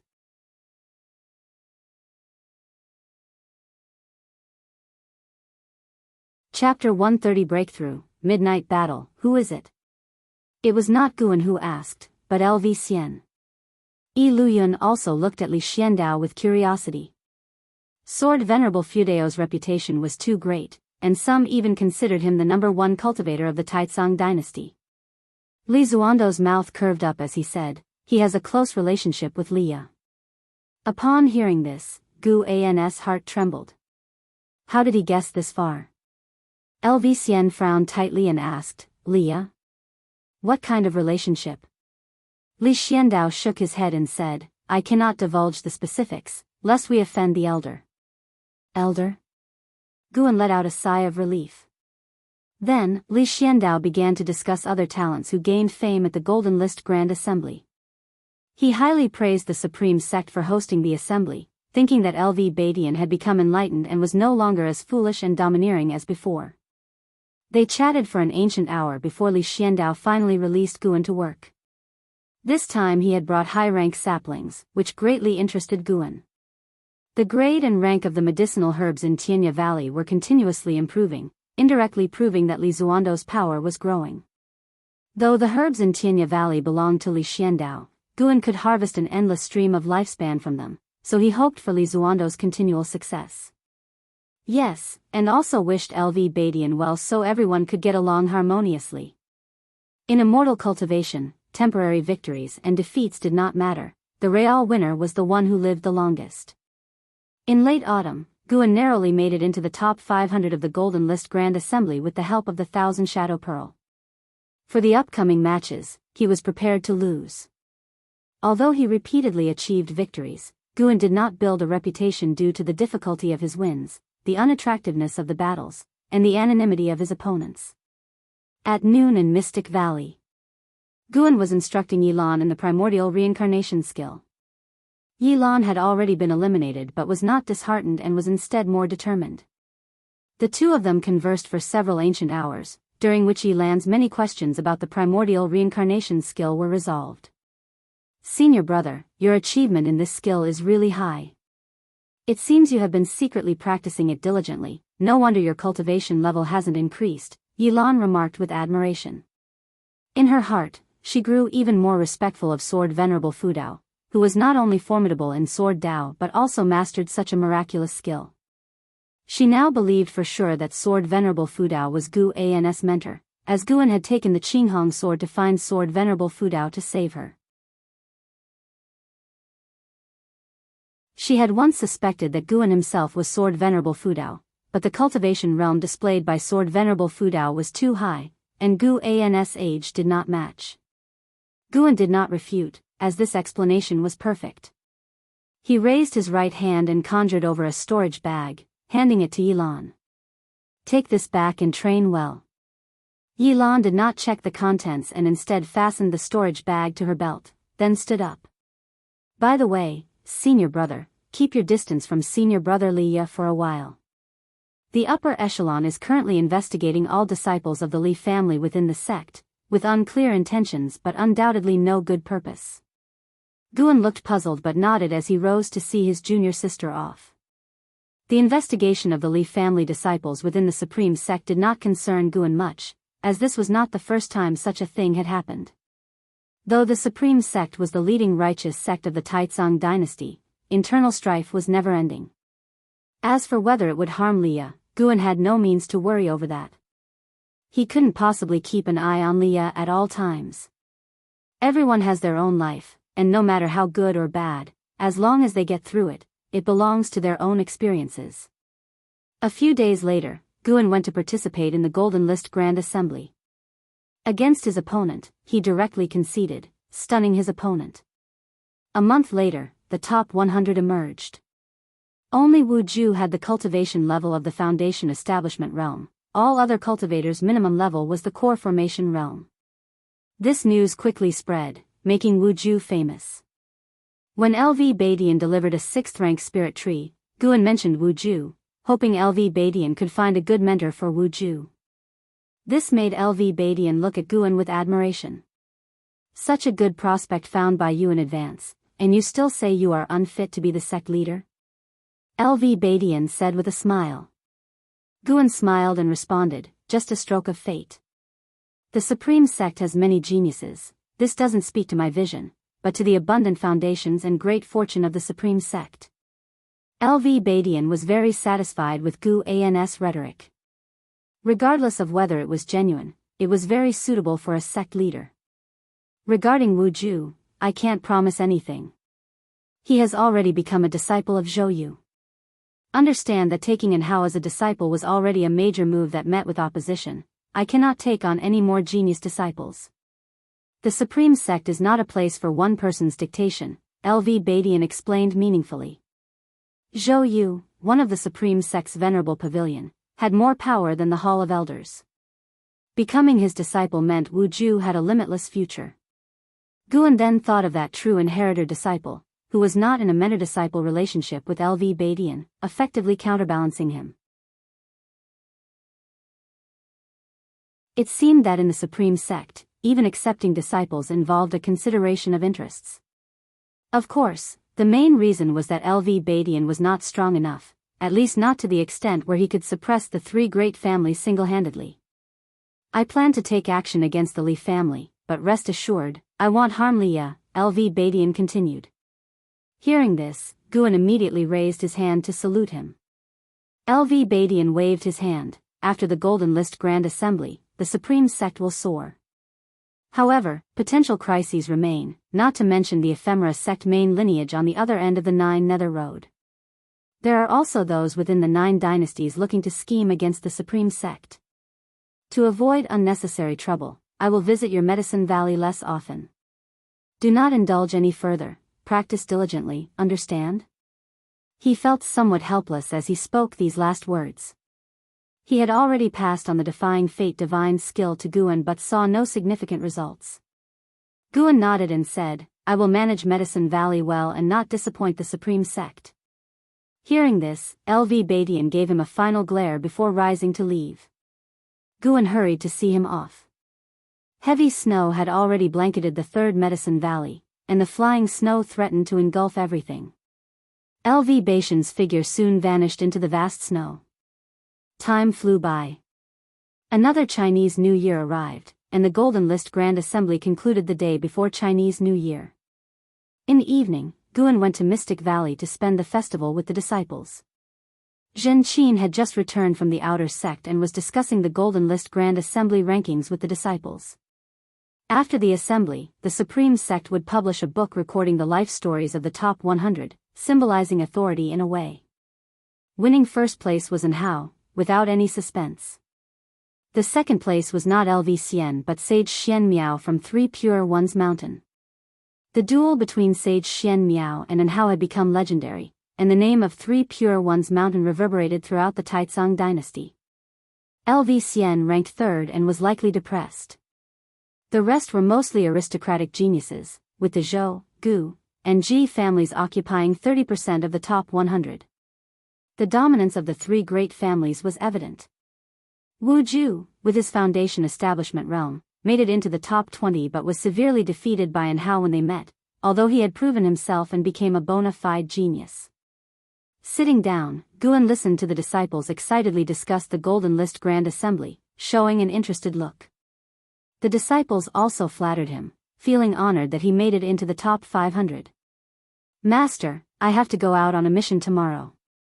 It might take 2 or 3 years before I return. Zhen Qin, sitting beside Guan, spoke while Gu An's thoughts drifted away. The high-rank medicinal herbs in the Mystic Heaven Cave Mansion should be ripening. 7 days after the Chinese New Year, Guan went to the Mystic Heaven Cave Mansion that night. After harvesting the ripened medicinal herbs and gaining nearly 20,000 years of lifespan, he began sowing seeds again. After years of management, the Mystic Heaven Cave Mansion was filled with medicinal herbs, all of at least 4th rank. They were now continuously providing him with lifespan. With the current medicine valleys alone, Guan saw the gate to a lifespan of millions of years approaching. He had already started pondering about breakthroughs. Reaching the Mahayana realm almost drained the spiritual energy of the North Sea Mountain, so the next breakthrough must be in a place with more spiritual energy. For the next breakthrough, Guan needed at least 5 million years worth of lifespan. He was eager to see what realm he could reach. After sowing, Guan sat at the stone table, poured himself some tea, and enjoyed his leisure time while spreading his divine sense to observe the North Sea Mountain's activities. The North Sea Mountain was an excellent training ground for cultivators. With the initiation of the Golden List Grand Assembly, the passage of various sex cultivators through the area had intensified the conflicts there. Guan suddenly noticed a battle, with one participant catching his attention. Sage Xian Miao from 3 Pure Ones Mountain. This genius who outperformed LV Xian left a deep impression on Guan. At this moment, several dozen cultivators were besieging Sage Xian Miao. Under the night sky, the wind raged, and various spells fell endlessly, ravaging the land and forests. Sage Xian Miao held a sword in his right hand and a horsetail whisk in his left. Behind him, a Dharma aspect with 3 heads and 6 arms materialized. Despite being surrounded by several divinity transformation realm cultivators, he remained unfazed. This 3-headed, 6-armed Dharma aspect contained spiritual power far exceeding that of Sage Xian Miao, and its 6 arms could cast different spells. An impressive divine skill. Guan sipped his tea while appreciating the battle. Those dozens of cultivators were no match for Sage Xian Miao, but a void-crossing realm great cultivator was lurking in the shadows, making Sage Xian Miao's situation dire. Guan had no intention of intervening, as he had no interest in others' grudges and feuds. Even if Sage Xian Miao died there, it would only show that his chi fortune was insufficient. Guan saved only those connected to him. 30 minutes later, the hidden void-crossing realm great cultivator made a move, launching a sneak attack that shattered Sage Xian Miao's Dharma aspect, causing him to vomit blood and be flung into the forest. Seeing this, the injured divinity transformation realm cultivators heaved sighs of relief and then praised the void-crossing realm great cultivator. Just as Guan thought Sage Xian Miao was doomed, he sensed something and raised an eyebrow. In the forest where Sage Xian Miao had fallen, a strong wind arose, uprooting trees and sending them into the night sky. Sage Xian Miao sat in the ruins, surrounded by azure runes. These runes emitted beams of azure light, which gathered above him to form a grand door. The door slowly opened, releasing a desolate aura that caused the void-crossing realm great cultivator's face to change drastically as he turned to flee. "Where are you running?" An ancient voice echoed across the heavens and earth.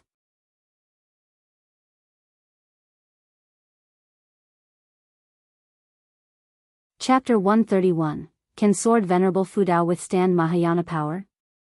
Along with the mysterious voice echoing between heaven and earth, the azure door boomed open, and a giant hand stretched out, grabbing the escaping great cultivator of the void-crossing realm from a distance.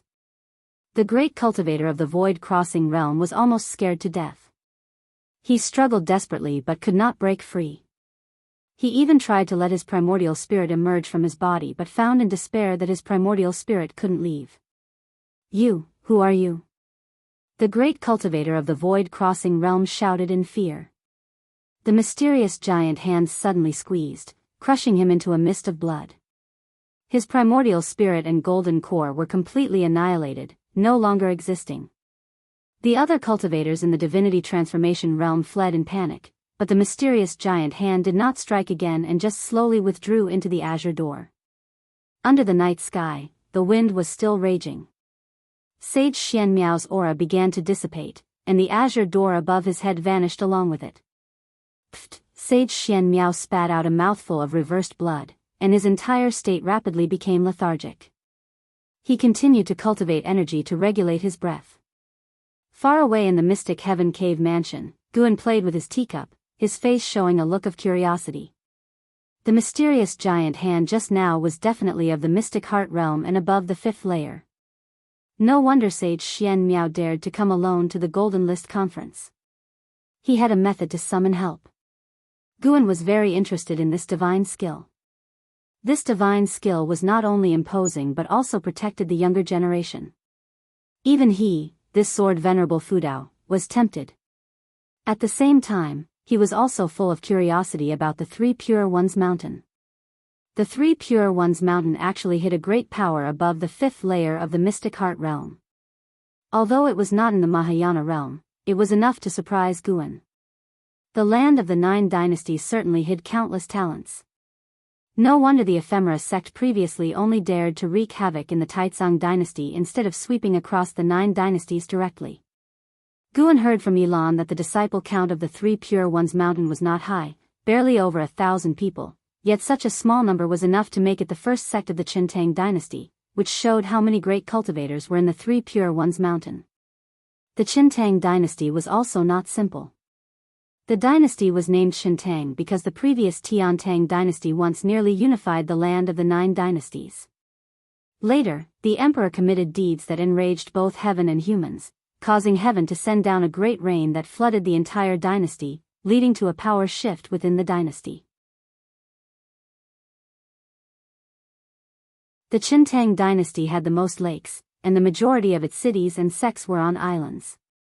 Although the great rain drowned an entire dynasty, it also caused the spiritual energy of the Qintang dynasty to surge, being shrouded in spirit mist all year round.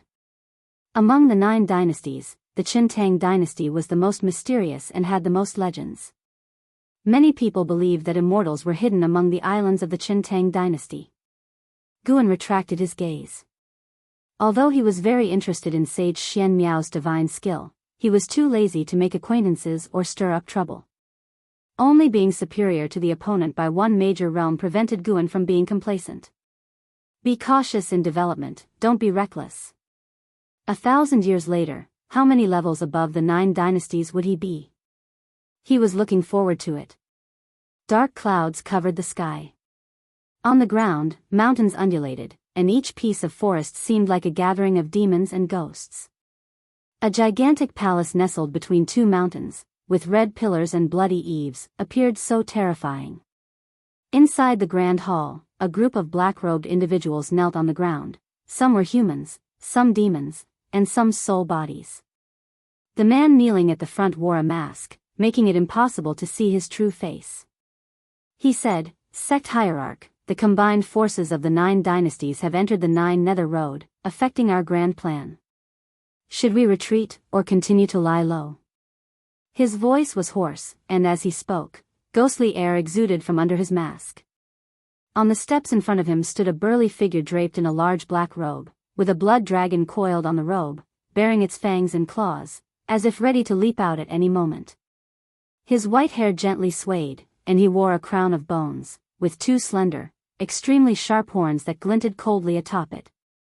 He was the sect hierarch of the main lineage of the ephemera sect, named Butcher Immortal Jing. Butcher Immortal Jing slowly turned around, revealing a pale and indifferent face. His pupils were blood red, and there were 2 evil ghosts marked on his forehead. The 2 evil ghosts shared one body, which was pitch black and had sharp claws, making people shiver. The 9 dynasties, laughable. They actually dare to step into the 9 Nether Road. They are courting death. Butcher Immortal Jing said coldly, a gust of cold wind blowing into the hall, causing the robes of all the followers to flutter.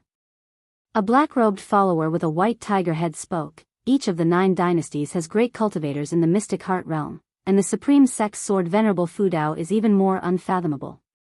It's unlikely we can annex the 9 dynasties before the demon catastrophe.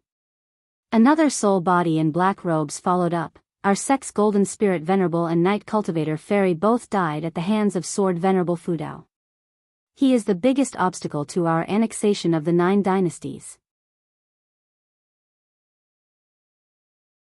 His cultivation is at least above the 5th layer of the mystic heart realm, and it's very likely he has reached the 8th floor. Rumble, the deep sound of thunder came from outside the hall, as if some fierce beast was roaring. Humph, mystic heart realm 8th floor? Then tell me, can sword Venerable Fudao withstand the Mahayana power? Butcher Immortal Jing said contemptuously, his white hair fluttering, and the blood light in his eyes flashed fiercely. Mahayana power. The masked man at the front responded, there has been no Mahayana heavenly tribulation in the land of the 9 dynasties for nearly 10,000 years. Naturally, he is not your opponent. But if you take action, will it affect your healing? Who asked you all to be so incompetent? Prepare to gather the followers. Once they are assembled, follow me to sweep across the land of the 9 dynasties, and remember to bring the origin tree of ephemera. Butcher Immortal Jing said expressionlessly. These words caused an uproar in the hall. Sect Hierarch, you wouldn't intend to directly, the masked man's hoarse voice revealed a nervous emotion. My decision is made, you may leave. Butcher Immortal Jing waved his sleeve and walked into the darkness. The followers of the ephemera sect in the hall looked at each other. It was another night. Guan once again arrived at the Mystic Heaven Cave Mansion.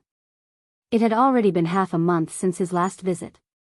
He first picked medicinal herbs, then planted seeds. After doing all this, as usual, he didn't leave in a hurry but planned to stay alone here for half the night, enjoying the tranquility. He walked to the old tree next to the wooden house and jumped onto the hammock he wove half a month ago. He twisted his body and chose a comfortable position to lie down. Comfortable, Guan revealed a satisfied smile, took out a travelogue, and started browsing. Recently, he had gone to the inner sect and bought many travelogues, 1 to pass the time, and 2 to see if there were any places better suited for breakthroughs than the North Sea Mountain. The cave mansion was quiet, and from time to time, fish sprang out of the underground lake, with their movements echoing in the cave mansion, creating a unique atmosphere. He read until the latter half of the night before putting the travelogue down and spreading out his divine sense to see if there was any movement in the North Sea Mountain tonight. Every time he came, he would overlook the North Sea Mountain, which had become a habit. Soon, Guan was attracted by Sage Xian Miao. This guy still hadn't left. He saw Sage Xian Miao building a simple monastery in a deep mountain, inside which, besides Sage Xian Miao, there was also a young boy. What was he doing? Guan looked carefully and saw Sage Xian Miao meditating in front of a large cauldron, with wisps of green smoke rising from the top of his head. And that boy was practicing in the nearby hut. The boy was actually a demon, with a fox tail growing. Interesting. Guan watched for a while and then retracted his gaze. When dawn was about to break, Guan returned to Mystic Valley. In the blink of an eye, half a year quickly passed. At the end of summer, after a heavy rain, Mystic Valley was very muggy.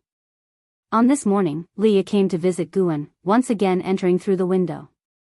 Guan had to cooperate with him to pretend to be startled. Look at your timid look, you are at least in the top 500 on the golden list. Leah snorted softly after landing. Guan got up to greet him and said, my being in the top 500 was just luck. You could have made it into the top 10, but unfortunately, you met in how in advance. Upon hearing this, Li Ya's mouth twitched. He suspected Guan was deliberately pricking him, but seeing Gu An's expression of regret, it was hard to retort. Little did he know, Guan did it on purpose. He stepped on my window sill again. Leah walked to the desk, pulled out a chair, and sat down. He said, I am leaving. Where to? How long? Guan asked casually, then walked to the tea set and started brewing tea. Leah replied, Father Emperor wants me to go to Three Pure Ones Mountain in the Taicang dynasty for training. It will probably take decades to return. Again the Three Pure Ones Mountain. What kind of close relationship did Li Xiandao have with Three Pure Ones Mountain? They even sent 2 people. Guan couldn't help but say, then it's definitely worth going. After all, the disciple of the Three Pure Ones Mountain earned the 2nd place on the golden list. Sage Xian Miao is indeed formidable. Even if I fought him, I might not be his match. Leah agreed. In the Golden List conference, Sage Xian Miao was the only one who could withstand a 30-minute fight against An Hao. Guan came to the desk with the brewed tea and said, when you go to Three Pure Ones Mountain, you must practice diligently. Don't meddle in too many affairs and end up injured. Cough, cough, apart from being injured by An Hao, I really haven't been injured over the years. Really? Would I lie to you? The two began to chat casually, sometimes talking about Mystic Valley, sometimes about the Golden List. It wasn't until noon that Leah stood up and said, I should be leaving. Junior brother Gu, I hope that when I come back, your cultivation will improve. Entering the top 500 on the Golden List is not just luck. I believe you already have your own opportunities, but don't waste the years and strive to catch up with senior brother me as soon as possible. After saying that, Leah quickly walked to the window, jumped out, and left another footprint on the window sill. Definitely on purpose. Guan was helpless. Leah usually seemed very serious. Why did he always play childish tricks on him? He looked out the window, his eyes becoming profound. Li Xiandao sending Leah away at this time, could there be other reasons? And the soul body within Leah, why had it become so weak? It seemed like it could dissipate at any moment. Guan shook his head, unable to figure it out. He decided not to bother thinking about it. Until nightfall. Guan once again arrived at the Mystic Heaven Cave Mansion. As he was about to pick medicinal herbs, he couldn't help but frown. Why was Sage Xian Miao around? The monastery of Sage Xian Miao was 8,000 miles away from here. Coming here could not be a coincidence. At the same time, in the forest 10 miles away, Sage Xian Miao held a compass in his hand, advancing while muttering to himself, it should be around here. I don't know what kind of blessing it is.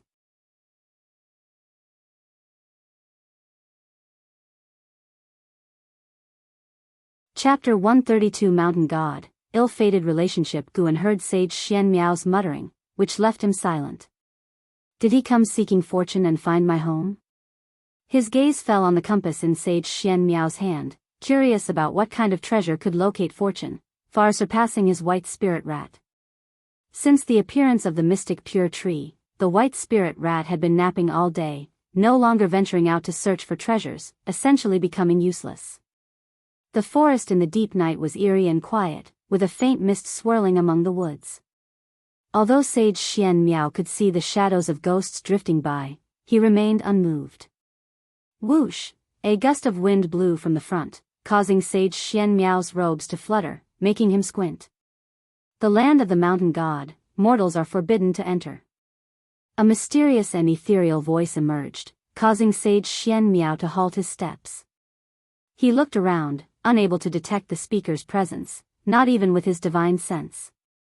Sage Xian Miao was certain he hadn't misheard, so he cupped his hands and said, This humble Taoist hails from Three Pure Ones Mountain of the Taicang dynasty, a sole disciple of the Taicang lineage, Li Xuanmiao.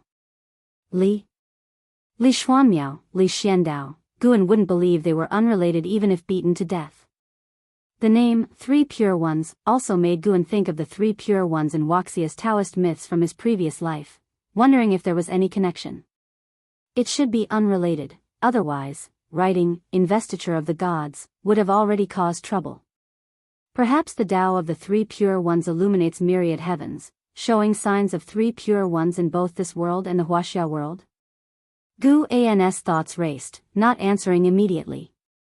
Sage Xian Miao continued, this humble Taoist seeks fortune, wondering if I might have the honor of meeting the mountain god? He didn't seem to doubt Gu An's words, making Guan ponder. Could mountain gods truly exist, making Sage Xian Miao find it unsurprising? This made Guan suddenly want to get to know Sage Xian Miao, to increase his understanding of this world. Why seek the mountain god? Gu An's voice echoed again, its source still elusive. Sage Xian Miao replied, mortal immortals and gods are elusive. If I could meet one, it would be life's fortune. Of course, this humble Taoist also has a personal desire.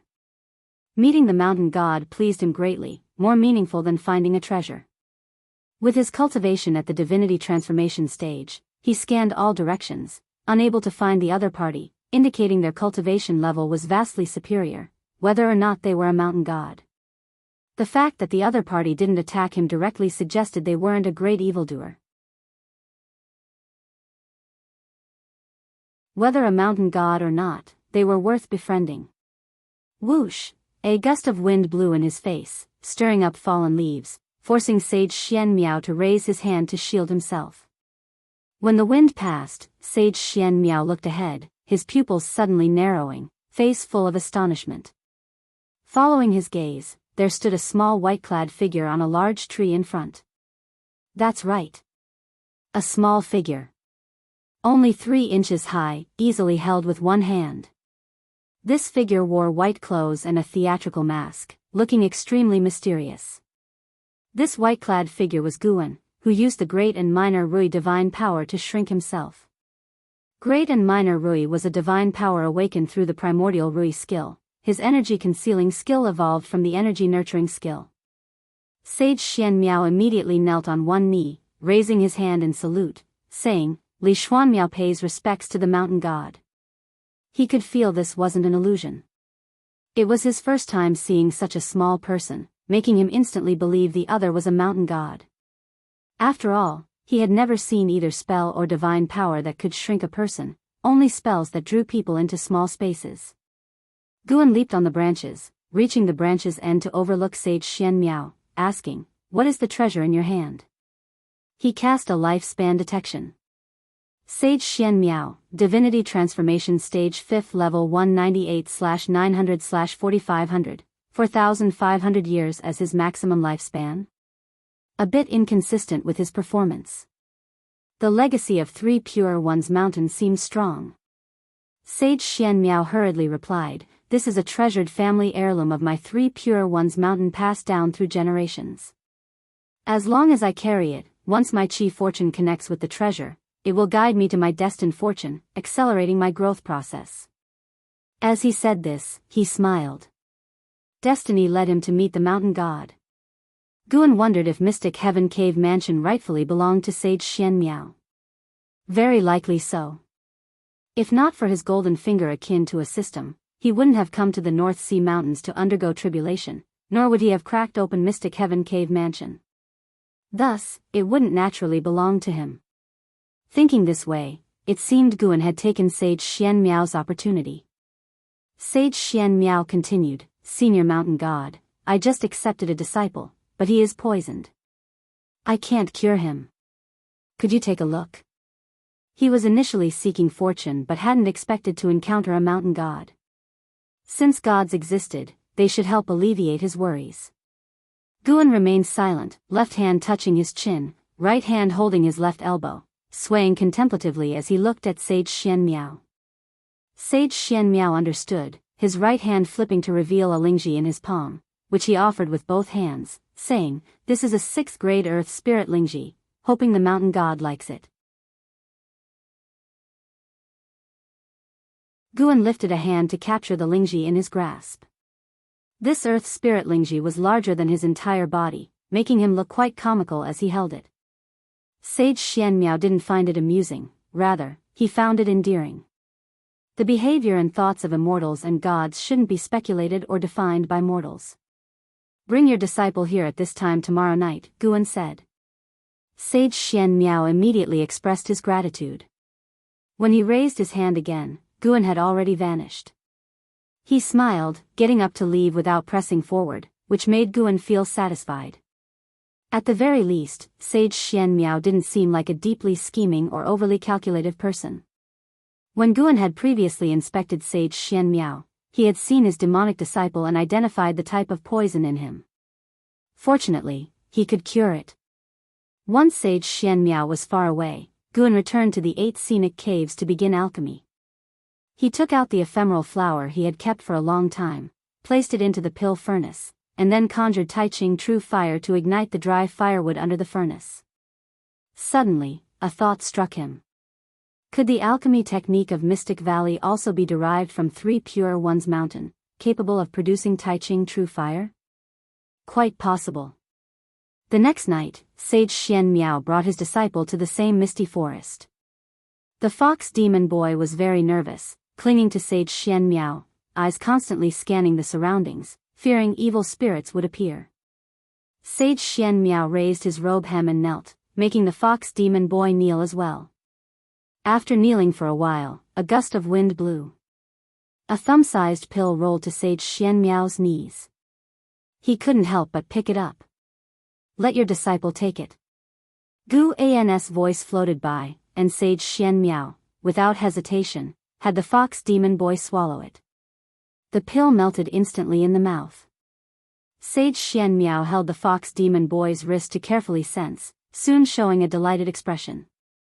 He looked up and asked, "May I ask, Mountain God, what poison afflicted my disciple?" The poison of the ephemeral flower. He must have visited the ephemeral flower's habitat and inadvertently ingested it, Guan replied from a tree branch. The fox demon boy stared wide-eyed at the tiny mountain god. Upon hearing this, Sage Xian Miao's face darkened, gritting his teeth. The ephemeris sect has brought harm for millennia, its sins unforgivable. Guan squatted on the branch, observing them, and said, "Your disciple is saved. You should leave now. Remember, do not reveal my existence to anyone, or I will come for you." Sage Xian Miao raised his head, saying, "Mountain God, could you teach me the ultimate skill to become the world's strongest? I am willing to exchange everything I have." Being defeated by and how had become his deep-seated issue. It was also why he hadn't returned, unable to face his peers. World's strongest. If you could become the world's strongest, you wouldn't seek me. Since you can't become the world's strongest, your everything couldn't match its value, Guan said indifferently. Sage Xian Miao looked troubled, but hope ignited in his heart. The mountain god hadn't refused him. He had only intended to probe, not expecting a real chance. Indeed, no disciple of 3 Pure Ones Mountain had ever encountered a land immortal. It showed how rare immortals and gods were. Sage Xian Miao said earnestly, "Please enlighten me, mountain god. As long as it's within my power and doesn't violate the principles of 3 Pure Ones Mountain, I will definitely comply." Guan feigned deep contemplation, arms crossed, and after a while, he suddenly said, "I have it. The divine skill you used to summon Mystic Heart Realm cultivators before, exchange it with me." Sage Xian Miao's face changed dramatically. His respect for the mountain god deepened. The mountain god could discern even his backer's realm, demonstrating the mountain god's high Dao level. And the battle had taken place far from here. Sage Xian Miao hurriedly said, "This divine skill is called Divine Reaching Mystic Gate. It can only summon others and won't harm beings. I'm willing to exchange it with you, mountain god." As he spoke, he took out a scroll from his sleeve, raising it with both hands. Guan lifted a hand, capturing the scroll. After a brief scan with his divine sense, confirming its authenticity, he waved his right hand. A book swiftly landed before Sage Xian Miao. The 9 Extremes Yin-Yang Body. Sage Xian Miao's eyes lit up on seeing those 5 words. Guan would eventually cultivate the 9 Extremes Yin-Yang Body, so he didn't mind teaching it. Moreover, this technique originated from the Thousand Autumn Pavilion. He wanted to see how many years it would take Sage Xianmiao, with his talent, to master the 9 extremes yin-yang body. Sage Xianmiao picked up the secret book, began reading, while Guan wasn't in a hurry, putting away the divine reaching mystic gate scroll into his storage bag. After reading for a while, Sage Xianmiao's hands trembled. He suddenly closed the book, tucked it away, and then took out wooden boxes from his storage ring, a total of 7. He said, "This ultimate skill is stronger than divine reaching mystic gate. I can't take advantage of you. These are seeds of 7th grade heavenly materials and earthly treasures, gifts from various dynasties to me. I intended to use them to enhance my cave, but now I offer them to you. Consider it." Gu An's impression of Sage Xianmiao improved. He lifted a hand, the 7 wooden boxes adhering to the tree trunk beside him, saying, "You may leave now." Sage Xianmiao immediately kowtowed, making the fox demon boy kowtow as well, and then led him away without lingering. Guan watched their departing figures, silently lamenting, what a fateful encounter. He wasn't referring to his and Sage Xianmiao's but rather Sage Xianmiao's and the fox demon boys. He couldn't resist casting another lifespan detection. Underworld Fox Demon, Energy Cultivation Realm 4th Layer 14/999/14000. This maximum lifespan was identical to the Underworld Demon Emperor's, and both carried the name Underworld, implying a definite connection. Guan even suspected this boy might be the Underworld Demon Emperor.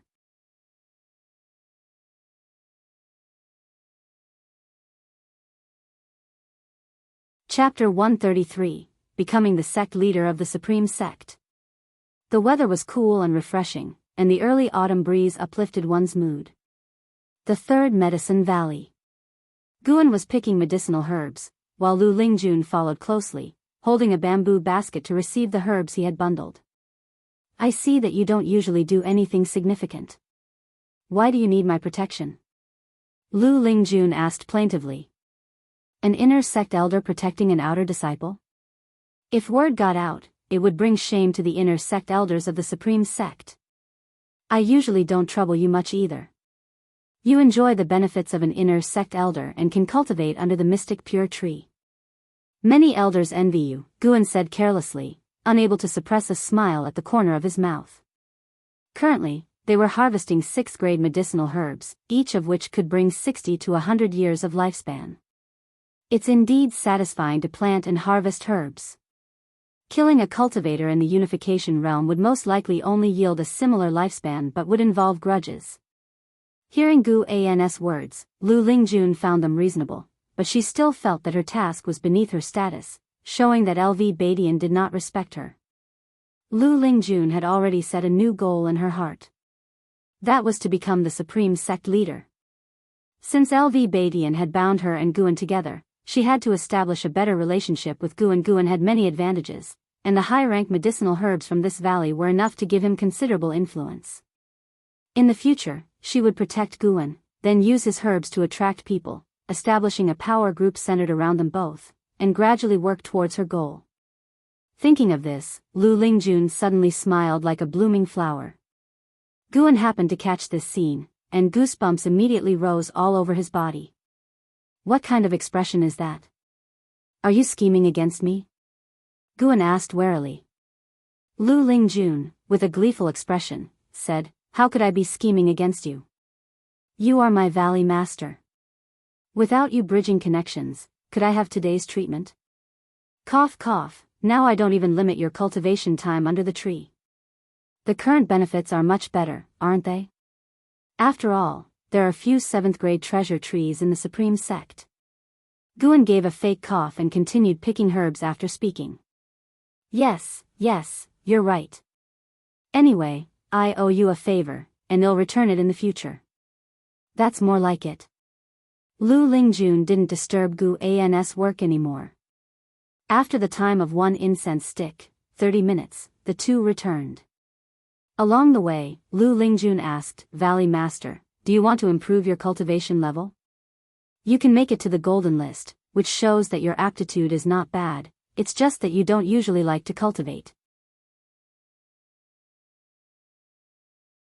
The higher Gu An's cultivation level, the more beneficial it would be for her grand plan.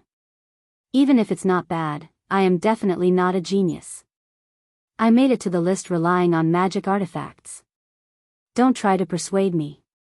Strenuous cultivation, even if it allows me to live for 700 or 800 years, still takes up most of my life's time on cultivation. Why not just enjoy life directly? Not cultivating is about avoiding detours. My talents are not as great as yours. Guan argued confidently, though for some reason, Lu Lingjun felt a trace of sadness. As an ascender, she had indeed seen many who spent their entire lives but could not escape destiny. How many people had cultivated arduously all their lives, only to die in tribulation, in feuds, or from inner demons? Even for herself, recalling carefully, did she have as many happy moments in her life as the person before her? At this moment, Gu An's image in Lu Lingjun's mind shifted. Although Guan had a low cultivation level, he had a kind of broad-mindedness and life perspective that was beyond the grasp of ordinary people. Lu Lingjun caught up with Gu An's steps and asked, "Valley Master, do you think I should learn from you?" Learn from me? What a joke. Your realm has already proven your talent. In this world, life is about striving. Since my aptitude isn't good, I strive for the depth of life. With your outstanding talent, you should pursue the length of life. Guan said casually. He wouldn't let others follow his path, as he could seize lifespan but others couldn't. His statement was just to hide his true strength, not to guide others. After hearing this, Lu Lingjun admired Guan even more. The two continued chatting while heading to the pavilion area. It wasn't until the evening that Guan arrived at the Mystic Heaven Cave Mansion. Half a month had passed since he exchanged divine skills with Sage Xian Miao. Guan planted the 7 7th-grade treasures from Sage Xian Miao in the Mystic Heaven Cave Mansion. He wasn't afraid of this cave mansion being exposed, even if it was, he could move it. He could use the Great and Minor Rui to shrink the entire mountain and then move it. Because these 7 seeds were of high grade, he would visit every other day, afraid that they might grow askew or conflict with each other. After careful inspection, making sure there were no problems, Guan smiled. Currently, he was harvesting lifespan all year round, so traveling back and forth wasn't tiring for him but full of interest. When the next breakthrough came, he planned to open another cave mansion in a different place, get some people to help him manage the new mansion, while he focused on harvesting. The people managing the cave mansion needed to be able to endure loneliness. But that was a matter for the future. He walked to the wooden house, took out the Ziwei Array Chronicles and a pile of formation materials, and began trying to set up formations. The new cave mansion would definitely need many sets of formations. He had to prepare in advance. Meanwhile, thousands of miles away, in a hidden temple in the mountains and forests, Sage Xian Miao sat in front of a pill furnace, cultivating the 9 extremes yin-yang body. His hands constantly changed spell patterns, dark green demonic qi emanating from his body, surrounding him. Knock knock, the door was lightly knocked. Sage Xian Miao didn't open his eyes and said, "Come in." As the words fell, the door was pushed open, and a young fox demon walked in. He knelt in front of Sage Xian Miao and said softly, "Master, I just had a nightmare." "What kind of nightmare?" "I dreamt that the sky broke open, countless demons and cultivators rushed out, slaughtering all living beings on the ground. I also saw a huge and terrifying tree with a face on it," the young fox demon replied. As he spoke, he couldn't help but tremble, unsure if it was out of fear or from the cold wind blowing in from outside. Sage Xian Miao opened his eyes, the surrounding demonic qi dissipated. He took out a compass and began to cast a spell to deduce. The young fox demon watched intently, very curious about the compass in his master's hand. The compass emitted light, small starlights rising. Sage Xian Miao raised another hand and pointed at the young fox demon's forehead. The young fox demon was immediately immobilized, his eyes wide open, glancing upward. Sage Xian Miao's finger drew out strands of light from the fox demon's forehead, then channeled them into the starlight on the compass. Boom! A wave of energy burst from the compass, followed by the starlights exploding, forming a scene, exactly the dream the young fox demon had described. In the vision, the sky was continuously torn apart, black cracks spread over the forest, countless demons and black-robed cultivators rushed out, sweeping everything in the forest. Wherever they went, black mist spread, all life withered, and living spirits turned into white bones. Such horrifying scenes made Sage Xianmiao frown. After watching for a while, his expression changed because he saw the North Sea. The young fox demon also looked equally frightened. Even though it was his own dream, he didn't want to recall it. After a long time, Sage Xianmiao put away the compass, walked out of the temple, came to the courtyard, and took out a piece of yellow paper, quickly writing lines of characters on it. After finishing, he folded it and burned it with his own spiritual fire. The yellow paper turned to ashes, the ashes shimmering with a faint light before quickly disappearing. The young fox demon asked from behind, "Master, what are you doing?" "I am sending a message to the sect." "Is it the Three Pure Ones mountain you often mentioned?" "That's right." "Master, when can you take me to the Three Pure Ones mountain?" "Cultivate well." Outer disciples entering the Three Pure Ones mountain need to undergo numerous tests.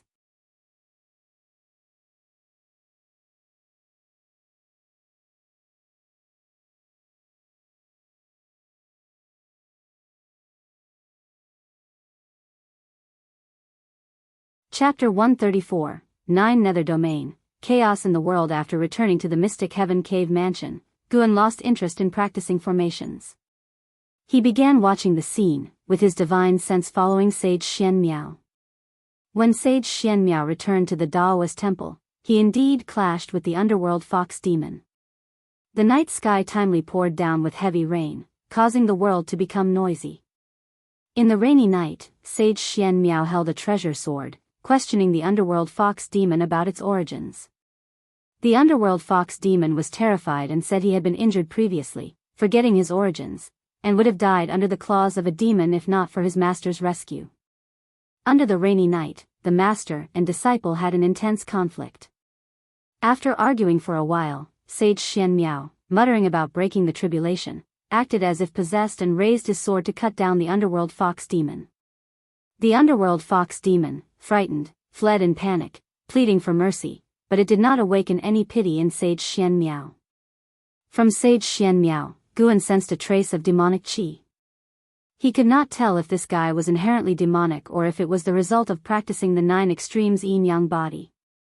Eventually, the underworld fox demon could no longer act and burst forth with a powerful demonic aura, simultaneously beginning to frantically absorb nature's spiritual energy, quickly coalescing into a terrifying demon shadow, invoking the impression of some summoning spell. The aura of that terrifying demon shadow rivaled the 9th layer of the void-crossing realm. Guan guessed that it was the underworld demon emperor. Sage Xianmiao, at the divinity transformation realm, was no match for this demon shadow. At a critical moment, he once again cast the divine reaching mystic gate, summoning a great cultivator from the mystic heart realm. The Mystic Heart Realm Great Cultivator immediately shattered the demon's shadow with a squeeze, and the underworld fox demon took the opportunity to escape. At the crucial moment, Sage Xianmiao still relented and allowed the Mystic Heart Realm Great Cultivator to spare the underworld fox demon's life. After the divine reaching mystic gate dissipated, Sage Xianmiao collapsed again, beginning to cough blood madly. It seemed the cost of casting the divine reaching mystic gate was very high. What a vivid and thrilling conflict scene. Guan's heart was filled with emotion, feeling as though he was reading a novel. The underworld fox demon harbors malice toward you, hating you to the bone. Do you wish to perform a lifespan detection on it? Here it came. Time to work. Guan got up, stretching his muscles and bones. In the mountain forest, the underworld fox demon hastily fled, looking extremely disheveled under the torrential rain.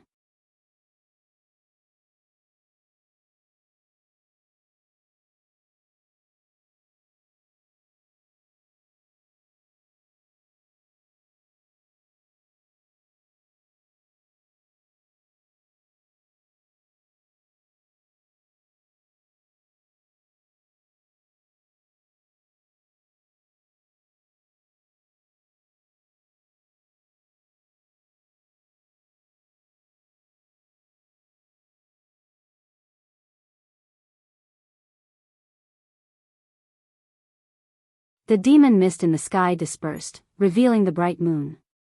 Under the moonlight, a red-clothed woman moved forward with disheveled hair, barefoot and staggering as if she might collapse at any moment. Her long hair was a mess, with some strands stuck to her face by blood, only revealing her bright eyes. Her gaze was downcast, looking extremely weak. "I can't fall down. I need to rest in the forest ahead," the red-clothed woman murmured to herself, her vision blurring. She wobbled forward, taking half an hour to cover the few miles. Once she entered the forest, she collapsed into a patch of grass, unable to get up again. She was now less than 100 yards from Guan's lifespan barrier.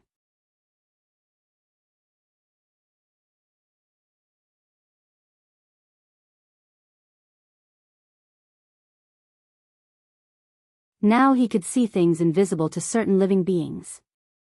He observed a trace of gray aura on Tianyao and, as his divine sense probed into the gray aura, he saw scenes from Tianyao's past.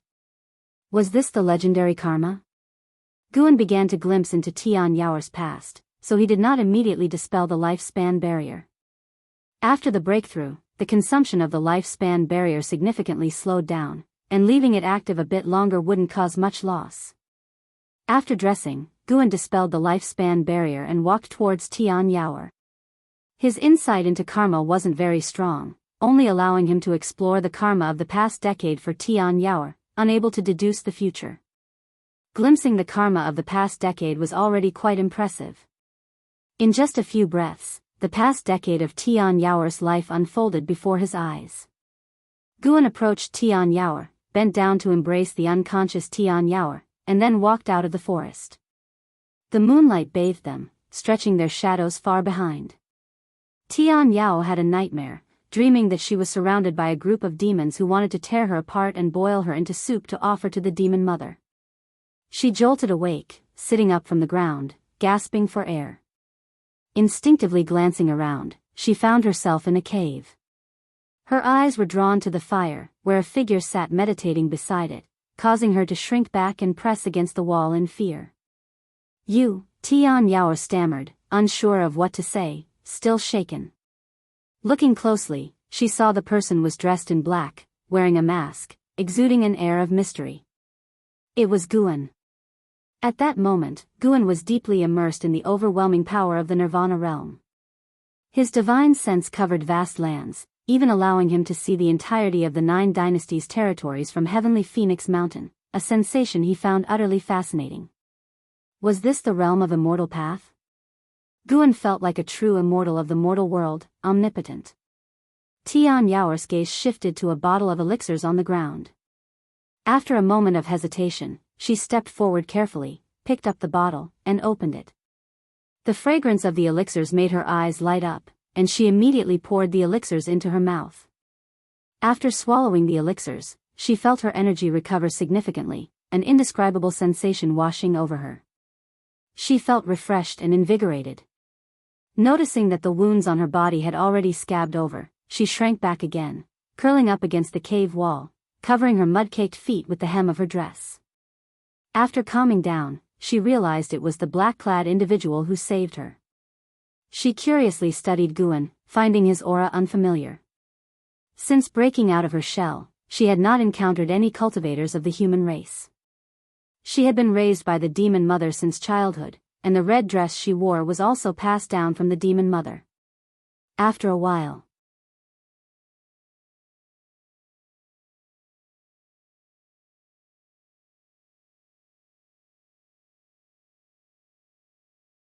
rest and recover first, don't go outside. This is still Heavenly Phoenix Mountain.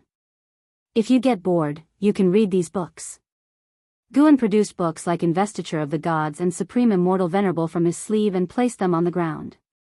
With that, he disappeared into thin air. Tianyao crouched down and picked up a copy of Investiture of the Gods, flipping it open, her face full of confusion. She was illiterate.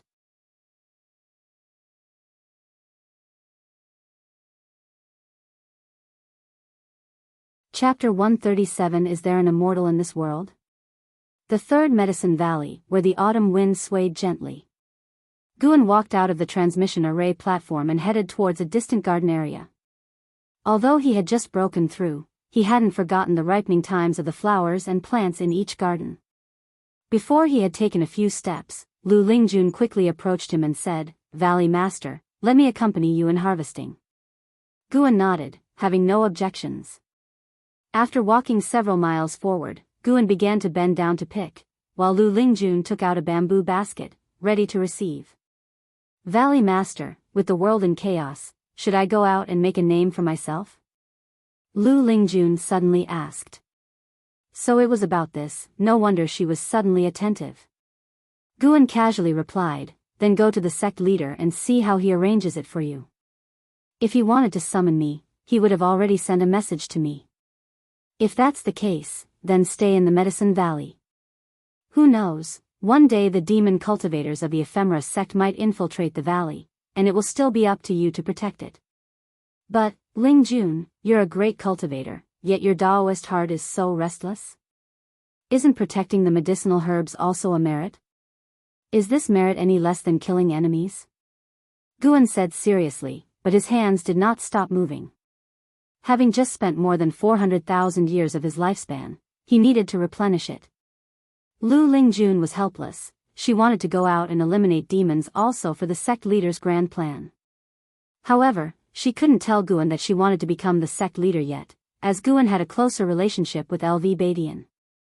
Seeing her plan fail, Lu Lingjun couldn't help but change the topic, asking, "Valley Master, do you think there are immortals in this world?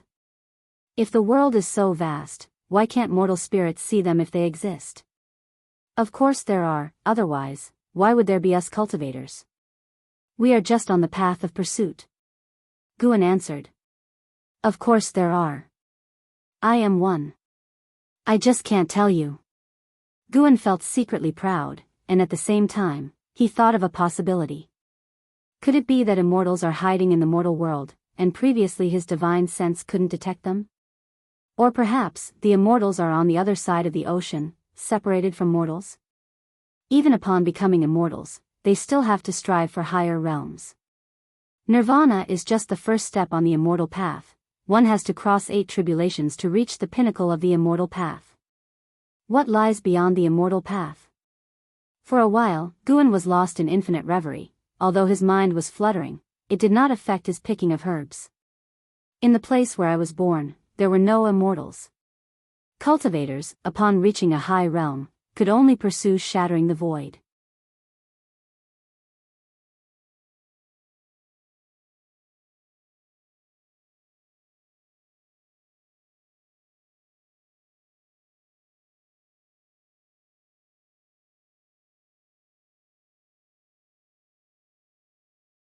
Chapter 138 The Mountain God Descends. Punishment. The autumn wind was desolate. In the mountains and forests, Zhen Qin and others followed Sage Xianmiao forward. Sage Xianmiao walked at the front, leaving a trail of blood behind him, which made everyone behind him worry greatly. They knew that comforting him was futile. They could only try their best not to disturb him. Boom! A deafening explosion came from afar. The fierce wind roared, toppling trees. Everyone hurriedly mobilized their spiritual power to resist the gusts. Sage Xianmiao raised his sword to block. His cultivation level in the divinity transformation realm withstood most of the pressure. He couldn't help but spit out a mouthful of blood, which made the disciples of the Supreme Sect's law enforcement hall behind him sweat for him. After a few breaths, the wind stopped and Sage Xianmiao followed suit, half kneeling, stabilizing himself by leaning on his sword. The surrounding forest was almost entirely toppled, with leaves and debris flying around messily. Zhen Qin and the others rushed forward, concerned about Sage Xianmiao's safety. Ever since Sage Xianmiao had saved them, they had been fighting almost every day, which left his injuries no chance to recover, only worsening them further. Sage Xianmiao lifted his head, his pale face full of unwillingness. He gritted his teeth and said, "The enemy is coming. Everyone, meditate." Upon hearing this, everyone hurriedly sat down. After spending several days together, they had developed unconditional trust in Sage Xianmiao. Without him, they would have been dead long ago. Sage Xianmiao took a deep breath and said softly, call upon the mountain god in your hearts, pray for the mountain god to save us. He had no other way. His spiritual power was insufficient to cast the divine-reaching mystic gate. He could only think of the mountain god. Although this place was far from the mountain god's domain, he believed the mountain god would be able to sense it. Everyone was astonished upon hearing him. Some disciples even panicked. Not fleeing now, calling for the mountain god? Indeed, the world is in chaos, battles everywhere. Maybe we can escape amid the chaos. Next, we'll take turns carrying you. We will surely escape alive. We can't just sit and wait to die. Is there really a mountain god in this world? If there was, why would the ephemera sect run rampant? The more the disciples spoke, the more agitated they became. They could also feel a powerful aura approaching. Sage Xian Miao said, "We can't escape, they have already locked onto us. Sit quickly, do as I say, and there's still a chance. If we delay and they capture us, we will neither live nor die." Upon hearing this, the disciples could only grit their teeth and sit down.